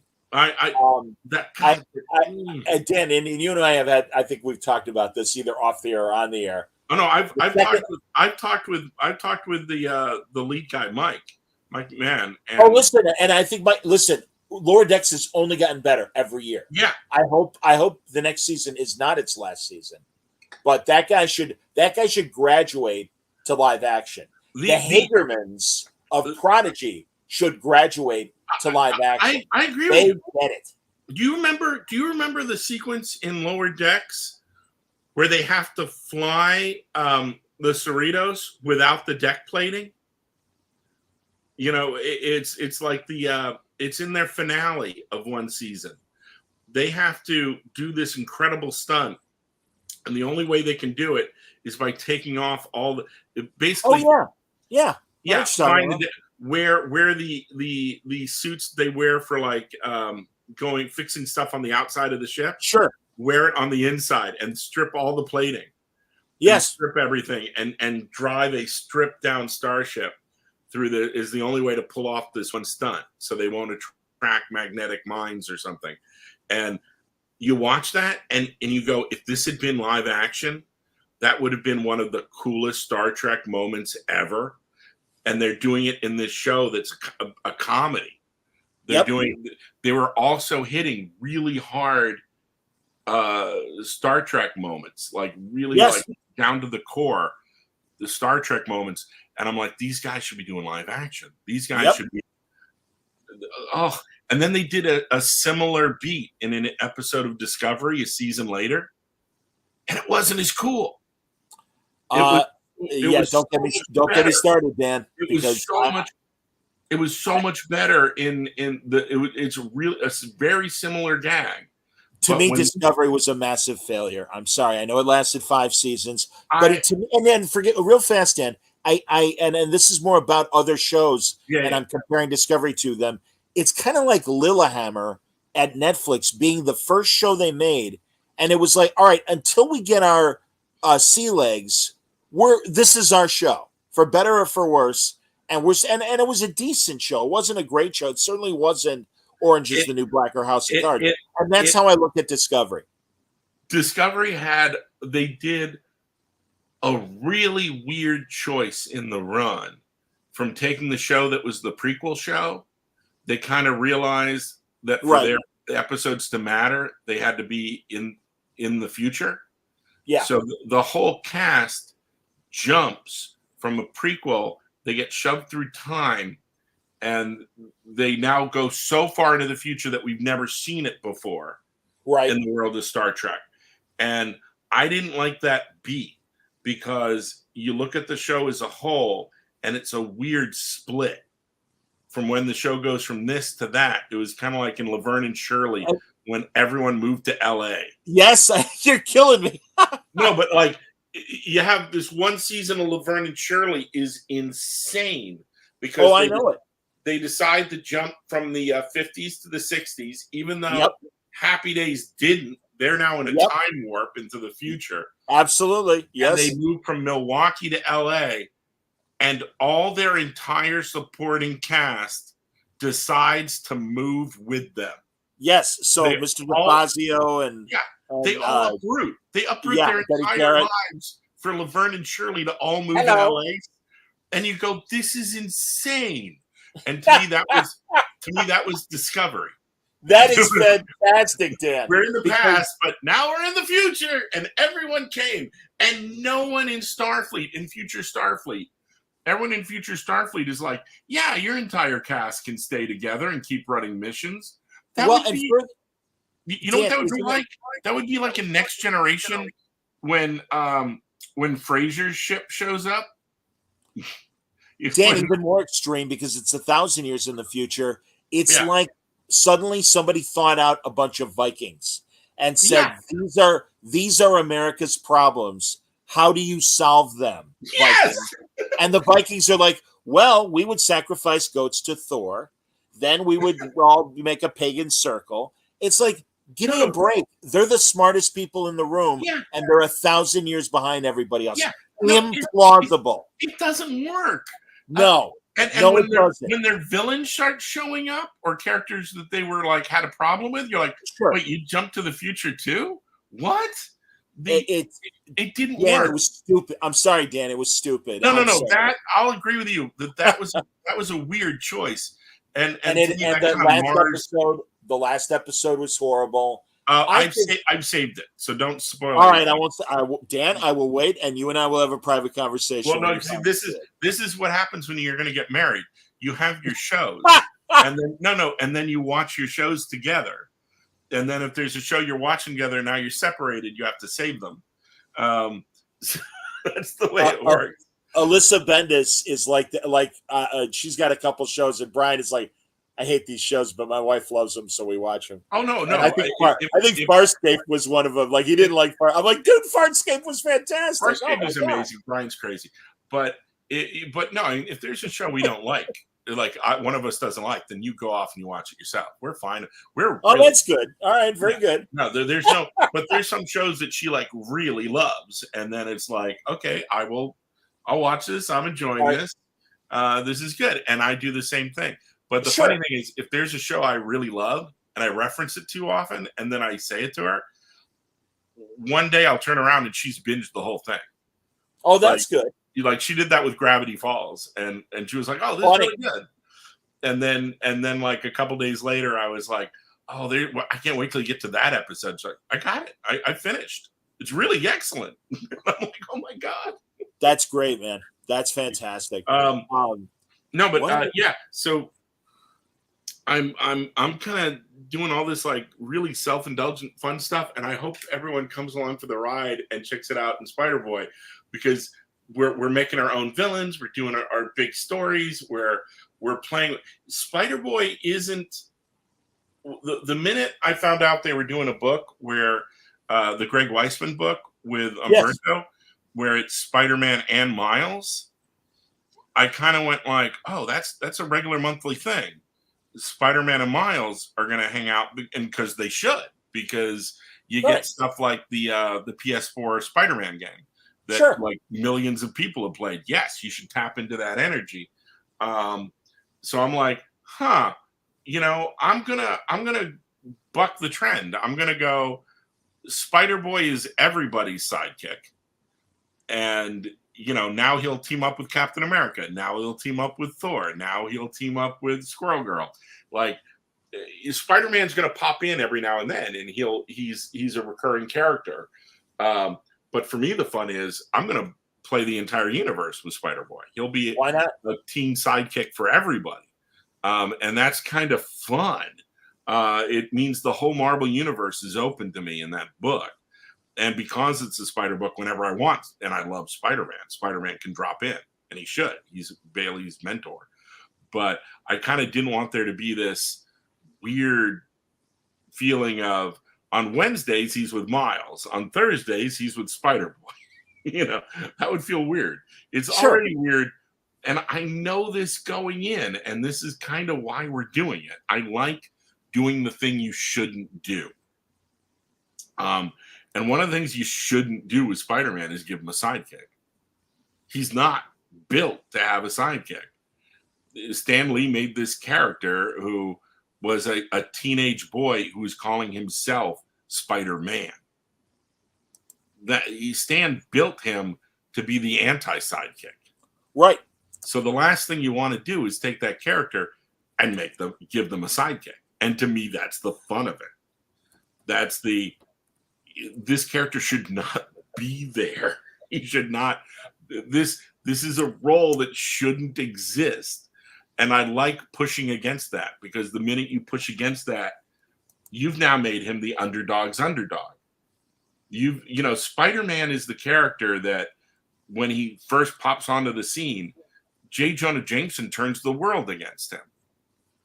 J. Jonah Jameson's telling everybody he's a menace, and all the other heroes feel a little weird whenever Spider-Man shows up. It's kind of like Spider-Man has to prove himself to them. And it's fun to take a character and put them on that back heel. Put them in a world where a Spider-Man fan is going to be like, he shouldn't be there. That's wrong. Like, good. Now he's in the Spider-Man seat. You're rooting, now he's going to have to prove himself to you. My favorite thing about Spider-Boy and the fan reaction is he has so many haters. There's so many people that just hate this character. I wanted to know about that, actually, Dan. Let's go into it for a minute. There's so many hardcore guys online that they want him dead. They want him gone. They don't want him part of the Spider-Man universe. And that is a great place to be. Because when Fabian Nicieza and Mark Bagley were doing New Warriors, this is pre-internet. Right. People, house ads were showing up, and people were being told New Warriors are coming, and Fabian hadn't written one word yet that they had seen. They'd only seen the New Warriors in guest appearances in Thor and other places, and it felt wrong. Like, you're just going to take these characters and throw them together and tell us they're the Marvel versions of the Teen Titans? Or no. And there was already like a kind of a backlash. I think Fabian had like T-shirts made, like, I'm probably going to be saying it wrong, but it was something like, New Warriors, it won't suck the way you think it'll suck. Like, he just embraced it. And what I see happening, which is what I love now that we're 9 months in, technically more, because he appeared in like 5 issues of Spider-Man, and he's appeared throughout in Superior. What I like is that people who've read the Spider-Boy book will chime in the middle of the thread and go, I like him. People will like show up and go like, have you read it? Because I think you should read it because it's good. And it's those little warriors, man. Those guys showing up in the threads. I love them so much because it really is a case of like the Life cereal ad, you know. Is the continuation of Spider-Boy part of the new deal that you made with Marvel, that you're not going to find yourself in a Spider-Girl situation of 20 years ago, Well, what the thing that I with Marvel, with Spider-Boy, is we live in an era now where it feels like a lot of books only get the lifespan of like 5 or 6 issues, maybe 8. Yeah. If you don't have the weight of the flagship title behind you, that it feels like a lot of books are struggling.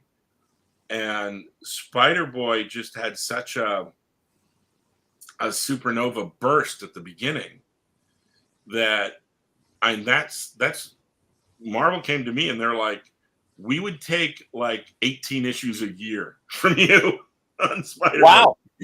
We would take all the Spider-Boy you can give us. Wow.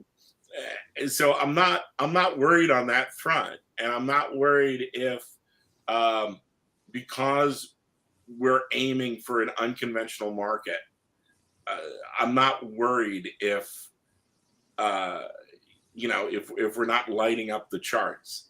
I'm with you. I really wanted to, I'm in for the long haul. I am entrenched. And if you guys support this book and help this book, we will keep it alive, and we'll keep taking big, weird swings, and we'll keep doing wonderfully weird, self-indulgent stuff. And you'll never know where it's going. Like, I love that in this issue, Howard the Duck has a cameo. I'm so glad you said that, Dan, because I forgot to mention, and that's a fantastic scene with Spider Duck, if you will. I want there's scenes I want to do that just take the piss out of things. Where, remember back when Brian and those guys had made the Illuminati? Yes. And you'd have these scenes where, Doctor Strange and Black Bolt and Professor X and Reed Richards, and they'd all walk into a room, the secret, and Iron Man, the secret cabal of Marvel's biggest guns. Yep. Or whatever, they'd all get together and have these secret meetings in every era of Marvel. Cap was too pure, and they had to knock him unconscious and take away his memory and stuff, kick him out of the Illuminati. So I desperately, because like in my Great Lake Avengers mode, I wanted to write a scene where you see like me writing an Illuminati scene. And they're all being very serious and talking about like the great threat, facing the Marvel universe and these terrible decisions they were going to have to make. And then you'd hear this off-panel flush. And then Howard the Duck would walk in, wiping his hands, and sit down in an extra seat and go, "What did I miss?" Yeah, what I miss. That's I wanted to do that for years. And they're like, "That's great. You are never writing that scene." That's awesome. That reminds me of a story that Bendis admitted, and I think it was either Dark Avengers. I forget which one of the Avenger mini events that he did. But there's a great team scene of everybody running into action that Jimmy Chung drew. And he threw Howard the Duck in there, and Brian was so mad. Oh, see, that's the best. It's like that's for the moment, like when you're watching Avengers Endgame, and you can freeze frame at home, and there's Howard. Yep. Yeah. So I'm like, I want. So like, we're spoiling it. Screw you. You didn't pick up Spider-Boy 9. Pick it up now. We're spoiling it. Oh yeah, no, great Howard the Duck scene. Yeah, fantastic. It's the scene where they're doing the Spider Society, and they're explaining that sometimes beings from other dimensions fall into ours and we have to get them home. And they show Spider-Boy the latest case they're helping, Spider Duck. And there's like a Spider-Man duck just hanging out in their rec room, in the green room, just eating sandwiches and asking like if he can have more streaming services to watch, and can someone rub his feet or something. Like better mustard and more streaming services in his universe. Yes. Yeah. And Spider Boy's like, guys, how do you know that really is a spider duck and that's not just Howard the Duck in his Spider-Man costume mooching off your free food? And they all look around in a silent panel. And then he's like, you see the back alley of the Spider Society gets this, and stay out, Yep. And I'm like, it's Howard. It's Howard with a suit. Why not? No, that's a good, Dan, for the longest time, you were like one of the few really good humor writers that could balance the humor and the superhero stuff. I'm glad Mark Russell is out there, and you're not the only guy. And also Gail, certainly, Gail's is hilarious. Yeah, but it really is a short list of I think people that are funny but also write good superhero stuff. I'm really excited for people to see. Like, I think Zeb's done a stellar job. I agree. And facing the wrath of Spider fandom on top of everything he's doing. But he's God bless, but I'm really excited for Joe Kelly to step up. I hear you, man. No, I liked Zeb's run. I thought it was really interesting. I think he's a brilliant writer. There are so many people that like the creation of Rec Rap has ruined their brains. Rec, what is it called? Rec Rap. He's the Bizarro. It's Parker backwards. And he's Rec Rap. He's like the Bizarro of the Spider-Man universe. Oh, I'm sorry, I did not remember that character. That's fantastic. Ed McGuinness drew him. He looks like this giant, overly muscled Spider-Man with the mouth coming out of the mask, like hello. And he's that's great. And it breaks the brains of like hardcore Spider fans. They're like he shouldn't be there. There's this like. Did Joe write that? No. That's Zeb. That's all Zeb. I love. Oh, that was Zeb. Pardon me. Okay, keep going. Yeah, they every now and then they ask me to like shove Rec Rap into something. I'm like, where I'm already doing something silly, and I have this running problem with trying to shove someone else's silly thing into my silly thing. I so get that, Dan. I truly do. Yeah, because my take is I don't want to take your silly thing and put it with my silly thing. I want to take your straight thing and stick it with my silly thing. Absolutely. I don't want to write, Laurel You're and Laurel. Girl. You're not I don't want to write. Comics. I don't want to write, Costello and Costello, Abbott and Abbott. Costello and Costello. Sure. I don't want a peanut butter and peanut butter sandwich. I want a peanut butter. And also, to try then to insert somebody else's funny voice into your process. And again, forgive the loftiness of the way that sounded. But yeah, man, no. If I was doing something that was straight up serious, then I'd want to borrow your silly thing. Okay. So I just, everyone thinks that if you match the silly thing with another silly thing, it'll be even sillier. And I'm like, no, it doesn't work that way. That's true.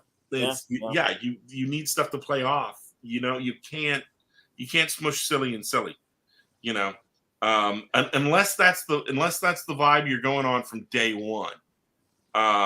Like I'm trying to, it's weird. It's when I've been different ages of my life, I've liked different Marx Brothers more.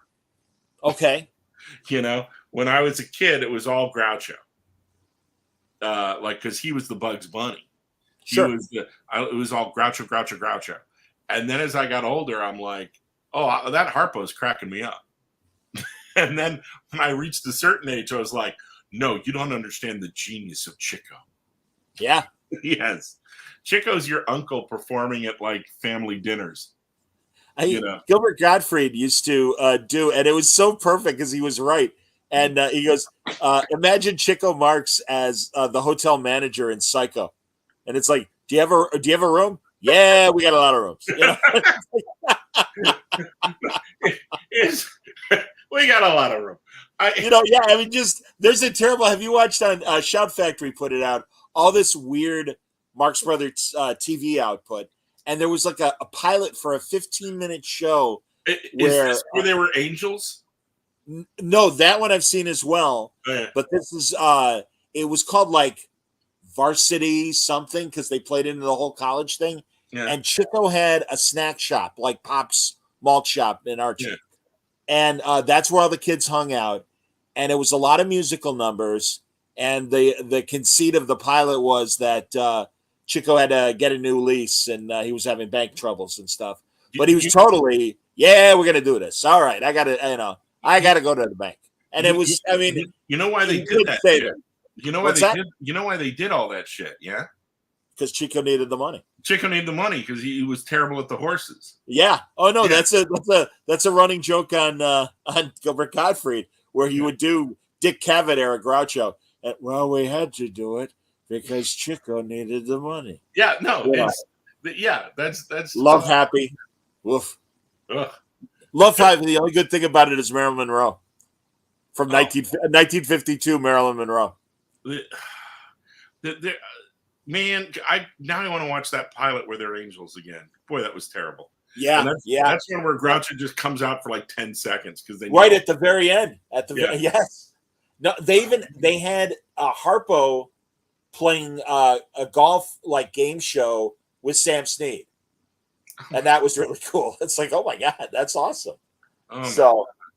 Unbelievable. No, they're amazing, and God, there's Steve Stoller. I don't know if you follow him on social media. He worked in Groucho's house with the very crazy Aaron Fleming running the show. And he wrote an autobiography about that period of his life.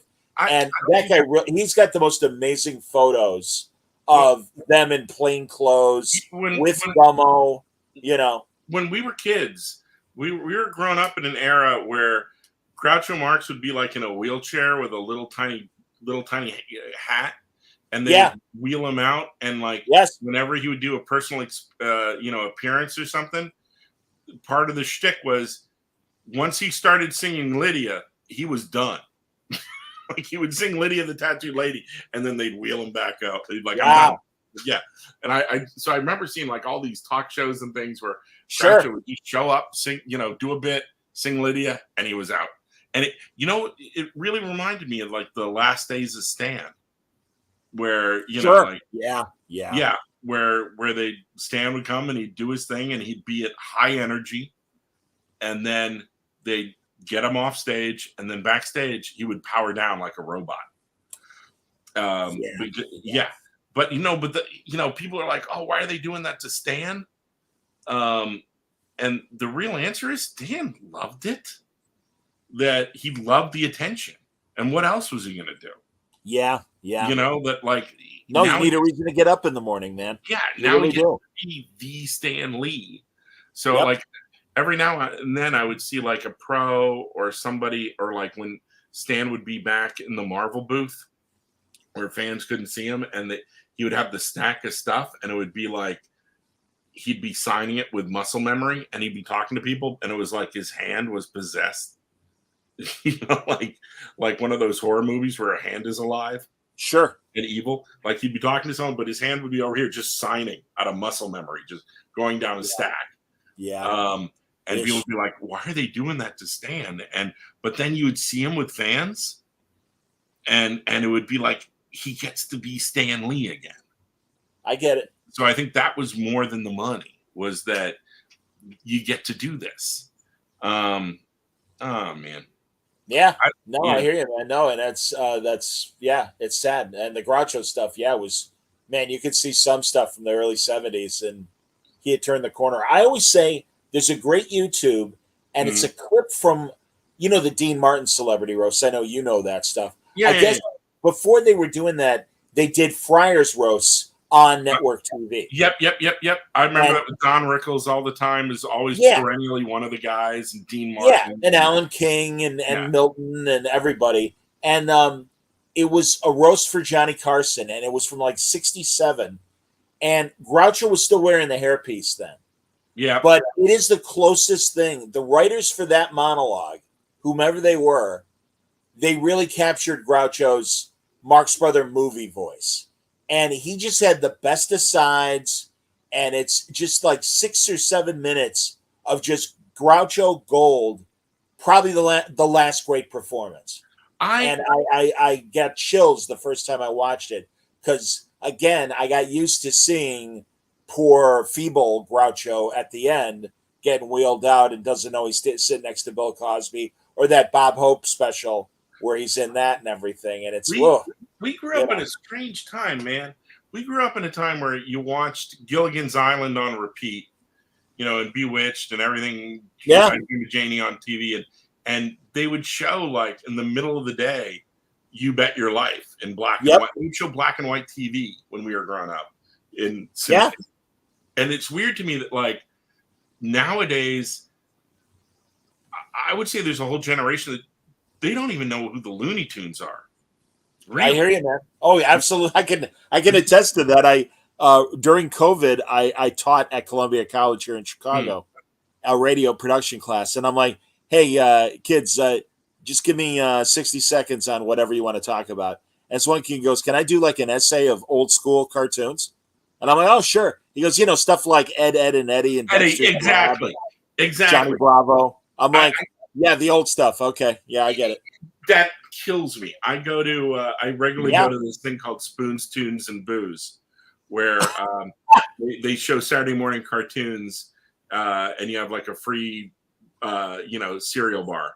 That's fantastic. Yeah, no, it's great. In kind of a theater that's like an Alamo Draft House kind of thing. Sure. And in between cartoons, they have contests, and if you win one of the contests, you get to choose the next cartoon. Oh, wow, nice. Yeah, and it's fun, and everyone there is an adult, and you're all, and people are drinking booze. And I gotta hook my TV up to my digital antenna, because MeTV Tunes. Oh yeah, and Cozy TV, and all. But MeTV Tunes is 24-hour cartoons, and it's basically like another Boomerang. Yeah. So it's stuff like that, and it blows my mind that I'll be there and people will be picking, 90s stuff. Oh, yeah, and you're like, yeah, they look at stuff like, what's it called? Back when you had Ren and Stimpy, you also Rocco. They look at like Rocco's Modern Night. The way we would look at stuff like, Scooby-Doo. Well, more like Heckle and Jekyll, that kind of stuff. Oh, okay. Like they look at it like for them that's a far reach. Yeah, that's like, oh my God, you're killing me. But no, I get it. Well, and again, I'm so glad MeTV Tunes exists, because there is this whole adult audience that loves that stuff. And I mean, good Lord, one of my best friends, he and I were talking about the Flintstones. And a ridiculous like throwaway episode where they have a chorus of guys and they sing a soap commercial on the Mitch Miller show, and one of the sales lines for the soap is it avoids embarrassment, like the most awkward thing to put into an advertising jingle. Yeah, that's one of the lines of the song, and I'm like, that is brilliant, and that's the Flintstones. I was talking to some people. They're like, there are cartoons people have never seen. Like you try to talk to kids and you mention Tennessee Tuxedo or forget it. They just forget it. Like, what? And you're like, well, that really. I mean, it really like those are the ones that I wish were fun. Some of them are funny, but it depends. No, because here's the problem. You start watching one of those, a Deputy Dog or a Deputy Dog. You start watching stuff like that, and then you hit an episode where there's just something just blatantly racist. Oh yeah. You go, yeah, this shouldn't be on TV. No, oh my God, the Dick Tracy early '60s cartoon, you can't watch it because it's up and down ethnic stereotypes as criminals, jujitsu, and it's like, okay, thanks for playing. No, why did you do that? Yeah. No. Well, again, unfortunately, that stuff flew. And not enough people batted eyes back then. It's a different world now. They're like in the Deputy Dog cartoons. There's like a mouse that is clearly meant to be Japanese, and it's just the worst. And how about the Go Gophers? I was about to say Go Gophers. Oh my God, no. Yeah, no. I know. And not too many years in between the Go Gophers and the Alcatraz Native American demonstration. It's like wow. Or like you see an Asian character show up in Mr. Magoo, and you just go, it's Houseboy. Yeah, Houseboy and everything. I was watching this YouTube clip of the most amazing Gene Kelly choreography where he's on roller skates. Okay. And I'm like, why have I never seen this? And he's dancing on roller skates, young Gene Kelly, and he's doing the most amazing moves and choreography, and you're just like, this is stunning. And then in the middle of his bit, the music, for no darn reason, does this really ethnic, it's terrible. And he does like a side eyes thing, and you go, Gene Kelly, no. And there's no way to watch the whole choreography if you cut that clip out. And you're like, that's why this is dead. Wow. You're like, I wonder what movie that was from. I have no idea, but it's like, it's really great. And then you hit that moment and you just go, no. Yeah. Well, again, thank God, we're in a more evolved world. Well, and, it's like you watch the old Fleischer Supermans, and they're all great. And then you hit, like, if you meet some African native or World War II Japanese, you go, no. Yep. But luckily, those are contained to specific episodes, so you can kind of but also, down. It's interesting, Dan, and forgive me, because honestly, I really appreciate us talking as long as we have. I hope I'm not boring you or you got shit to do. My buddy is a massive Three Stooges guy, and he was telling me that the new Blu-ray, they made 190 shorts. They're only going to have 150 of them in the collection, and they are excising the World War II Japanese ones, although they're keeping the Nazi ones. That's fine. And I agree. Well, whatever. I would like from a historic standpoint, with context. I don't want things erased. I really don't. It's weird. I'm with you, and I'm not, but I am. But it's like the difference is, it's like there's an episode or two of, like, there's a whole bunch of episodes of 30 Rock where they do blackface, but they do it as a joke about why you shouldn't do blackface. But I didn't remember that. Keep going. I didn't know that. In doing the joke about why you shouldn't do blackface, they're doing blackface. Sure. So they've lifted those episodes and tossed them. And Tina Fey is like, I am good with this. I am fine with those episodes being buried. But then you have like an episode of Community where they made a joke about blackface, where they weren't doing blackface, but people have interpreted it as blackface. And that episode is taken out of syndication. And one of the things that's frustrating is, let's say you bought all your Community episodes digitally. Yes. They can go in and lift it out. Yes. And you're like, but I have that episode. And you're like, not anymore. You don't. Yep. And that's frustrating. But here's the thing. I get it. Because it's easy to make that call if it's not about if it's not about a group that you're a part of. Yeah. So it's like, I used to like Winsor McKay. I love Winsor McKay's artwork. Limo. Yeah. Limo, Sammy Sneeze, all his. The most amazing early pre-1920 animation you'll ever see. Oh, Gertie and the Dinosaur. Yeah, it's the sinking of the battleship. I forget which one it was specifically. But oh my God. I mean, really, Gertie the Dinosaur is ridiculously amazing. Yeah. But also some of the other animation he did. It's like his comics. He was animating and he hadn't figured out how to do like planes. So he was redrawing all the background elements with every frame. Wow. With the Gertie stuff. But it's like, it's this beautiful artwork. I used to go, oh, this is amazing. And I used to get all these collections of Winsor McKay artwork. I had someone come over to the apartment at one point and they saw that, you're like, who's that? I'm like, oh, it's Winsor McKay. And as they're flipping through, my friend was black. And as you're hitting the stuff he does that's incredibly racist, I was kind of doing that whole, he's from a different time and you have to like understand historical, and you're suddenly gonna like, because you realize how bad it looks. And I used to have that take, and then someone bought me for a gift this collection of his editorial cartoons. And the man was just a horrible racist and a bigot. I didn't know that. Yeah, I didn't know. Yeah. and they're beautifully drawn, but like stuff he was against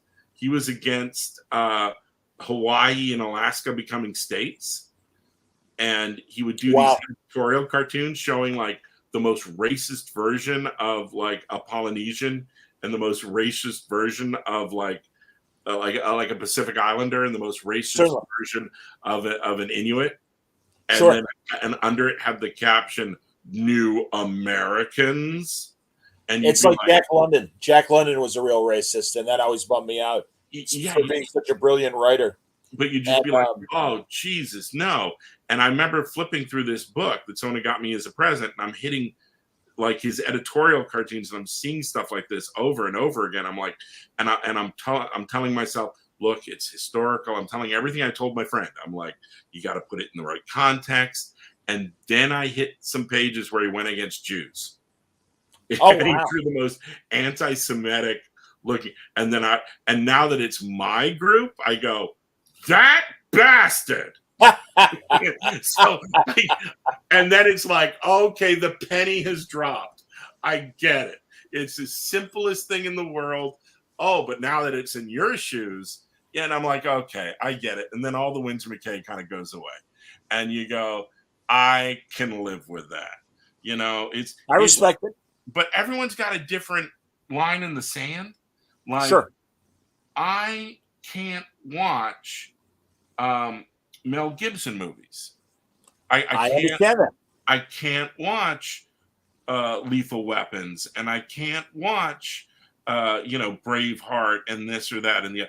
I can't bring myself to watch it because it's poison to me now. I remember watching them in the theater and watching them on TV and loving them and thinking they're great and going back to get a second ticket, and I'm all there. There's only one Mel Gibson movie I can watch.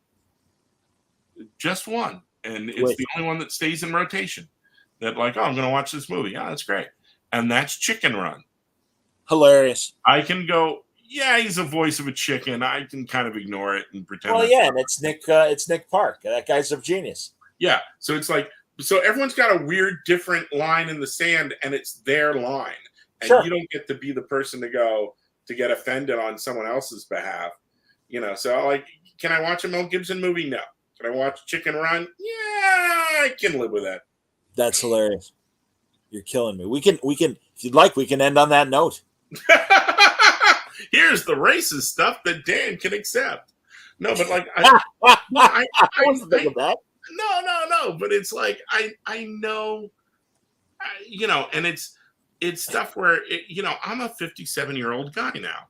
I know, man. And 60 in December for me.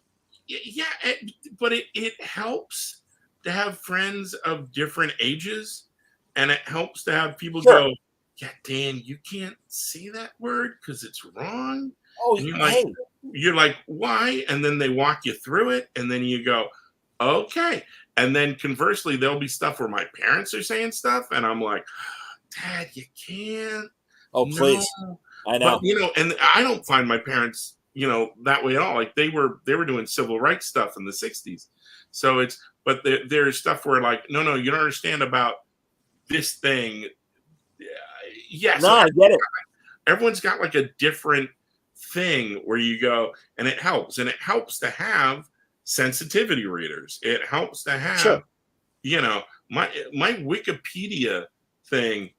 There's a whole section about Dan's very apologetic about the first 6 issues where Silk appears. And I am.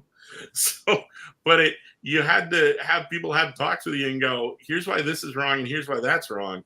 And then you go, okay, I get it. Because you want to, I hate the term ally because it sounds like, no one can eat their own more than the left. And I want to be a good person on the left. So I get it. But there's times where like you kind of go, I need help. I'm an old now. And I do want to, and you don't want someone will come along and say, oh, you're talking about right think. And you're like, oh, dude, you're putting weird labels on why it's okay to be a good person. that you're like, dude, it's like a lot of times if someone is saying politically correct, oh, this is politically correct, they're just using that term as a shield to keep bad behavior that, if there's someone out there and they're getting offended by something and someone walks you through why it's offensive and then you keep doing it, well, that's stupid. then That's why? me. Why? Yeah. It takes so little effort to not say the thing or to understand why it's wrong. And why go out of your way to make someone feel bad about their identity, about who they are as a Sure. person? This thing that they, whether it's race, creed, color, religion, sexual identity, anything. At the end of the, every time you look in the mirror, you go, this is me, this is who I am. And for someone to do something that makes you take any part of that and makes you feel less human or bad or the other, why not it takes no effort to just learn why someone might feel hurt if you do X, Y, or Z, and to go, I wouldn't like that if I was in their shoes. Well, again, if someone has explained to the other person why they're offended, man, no, take people at face value, and of course, it's just common politeness of, oh, I'm sorry, I didn't mean to offend you. I won't do that anymore. I hate we're in a zone where now people are feeling empowered to be their worst selves. Yeah, because somehow encroaching on your freedom, like you needed that word in your lexicon, you needed that, or you feel incomplete. You're like, wow, that's a weird way to look at it. Yeah, because it's, I hate that some people think that being told they're racist offends them. If you are being racist, you should stop. It's words not to live by. hard. Yeah. It's not that hard. And I would like to be the old dog that can learn new tricks and do Sure. not make you feel bad about who you are. I don't want, if you're associating an ideology or even like if Star Wars is your identity, that's not good. That's not the same thing. That's hilarious. You know what I'm saying, right? I do. Yeah. Okay. Because I'm not worried about someone I'm going to offend by what I do to Peter Parker. I understand that. Hey, man, no, you lived through that with Superior. No, but I am going to feel bad if I do something that makes you feel bad as a person. Well, that makes you feel bad as something that's part of your identity. Sure. I don't want to do that. I want to do better. So, anyway. It's but it's not tricky and it's not hard. And it takes 0.001% of different effort to to course correct. I agree. And to learn. So absolutely. Yeah. I think most reasonable people do. I really believe and there's absolutely a polarization in our society, but I do believe there are enough reasonable people on various political or social spectrums that at the end of the day, it's like, no, let's just try to be nicer to each other. I don't know, maybe I'm kidding myself, but I really do think that represents a good portion of our country still. I hope so. Yeah, nothing's guaranteed. Don't get me wrong. Unfortunately. Well, anyway, all right. Man, way to end on a downer, man. Way to end on a downer. Yeah. Yay! Regardless, Spider-Boy, number 9, out now. Great humor, great fun, great surprises. Yes, we spoiled some of them. Believe me, the art is worth it, and oh my God, the stories are worth it. Paco Medina, our regular guy, is amazing, and Nathan Stockman jumped in to help with these 2 Spider-Verse issues, and he is nailing the styles. I can't wait for him, for you to see how good the 1967 Spider-Man stuff is. Oh, they're so much fun. You get a taste of it in the last page of Yep. Spider-Boy 9. And we're gonna yeah. we're also gonna visit the 90s Spider-Man cartoon next issue, and a couple of surprise universes as well. Wow. Yeah. Excellent, Dan. Very cool. And congrats on re-upping with Marvel. It's always fun. It sounds like they're giving you more stuff to entice you, and I'm glad that worked out. I had that conversation with Bendis when he went to DC, and it was much like you said in terms of, I don't know what else I want to do that I haven't already had the opportunity to do. So many guilty pleasures that, like, so many things are coming where it's like, yeah, this is why I wake up in the morning. This is why I love working on comics. It's the best job in the world, and I'm getting to play with some pretty cool toys and I work with great creators, and I can't wait for people to see what's coming up. The minute you see it, you'll go, okay, I know. I get why he's doing this. It's just, it's great fun. That's beautiful, Dan. Outstanding. Congrats. As always, thanks for hanging out. Thanks, John. Here, we'll talk a little bit off the air. Yeah, but I'll wrap up. Keep listening to Word Balloon. Oh, God bless you, son. I appreciate the tag. Everybody stay safe, stay happy, stay healthy.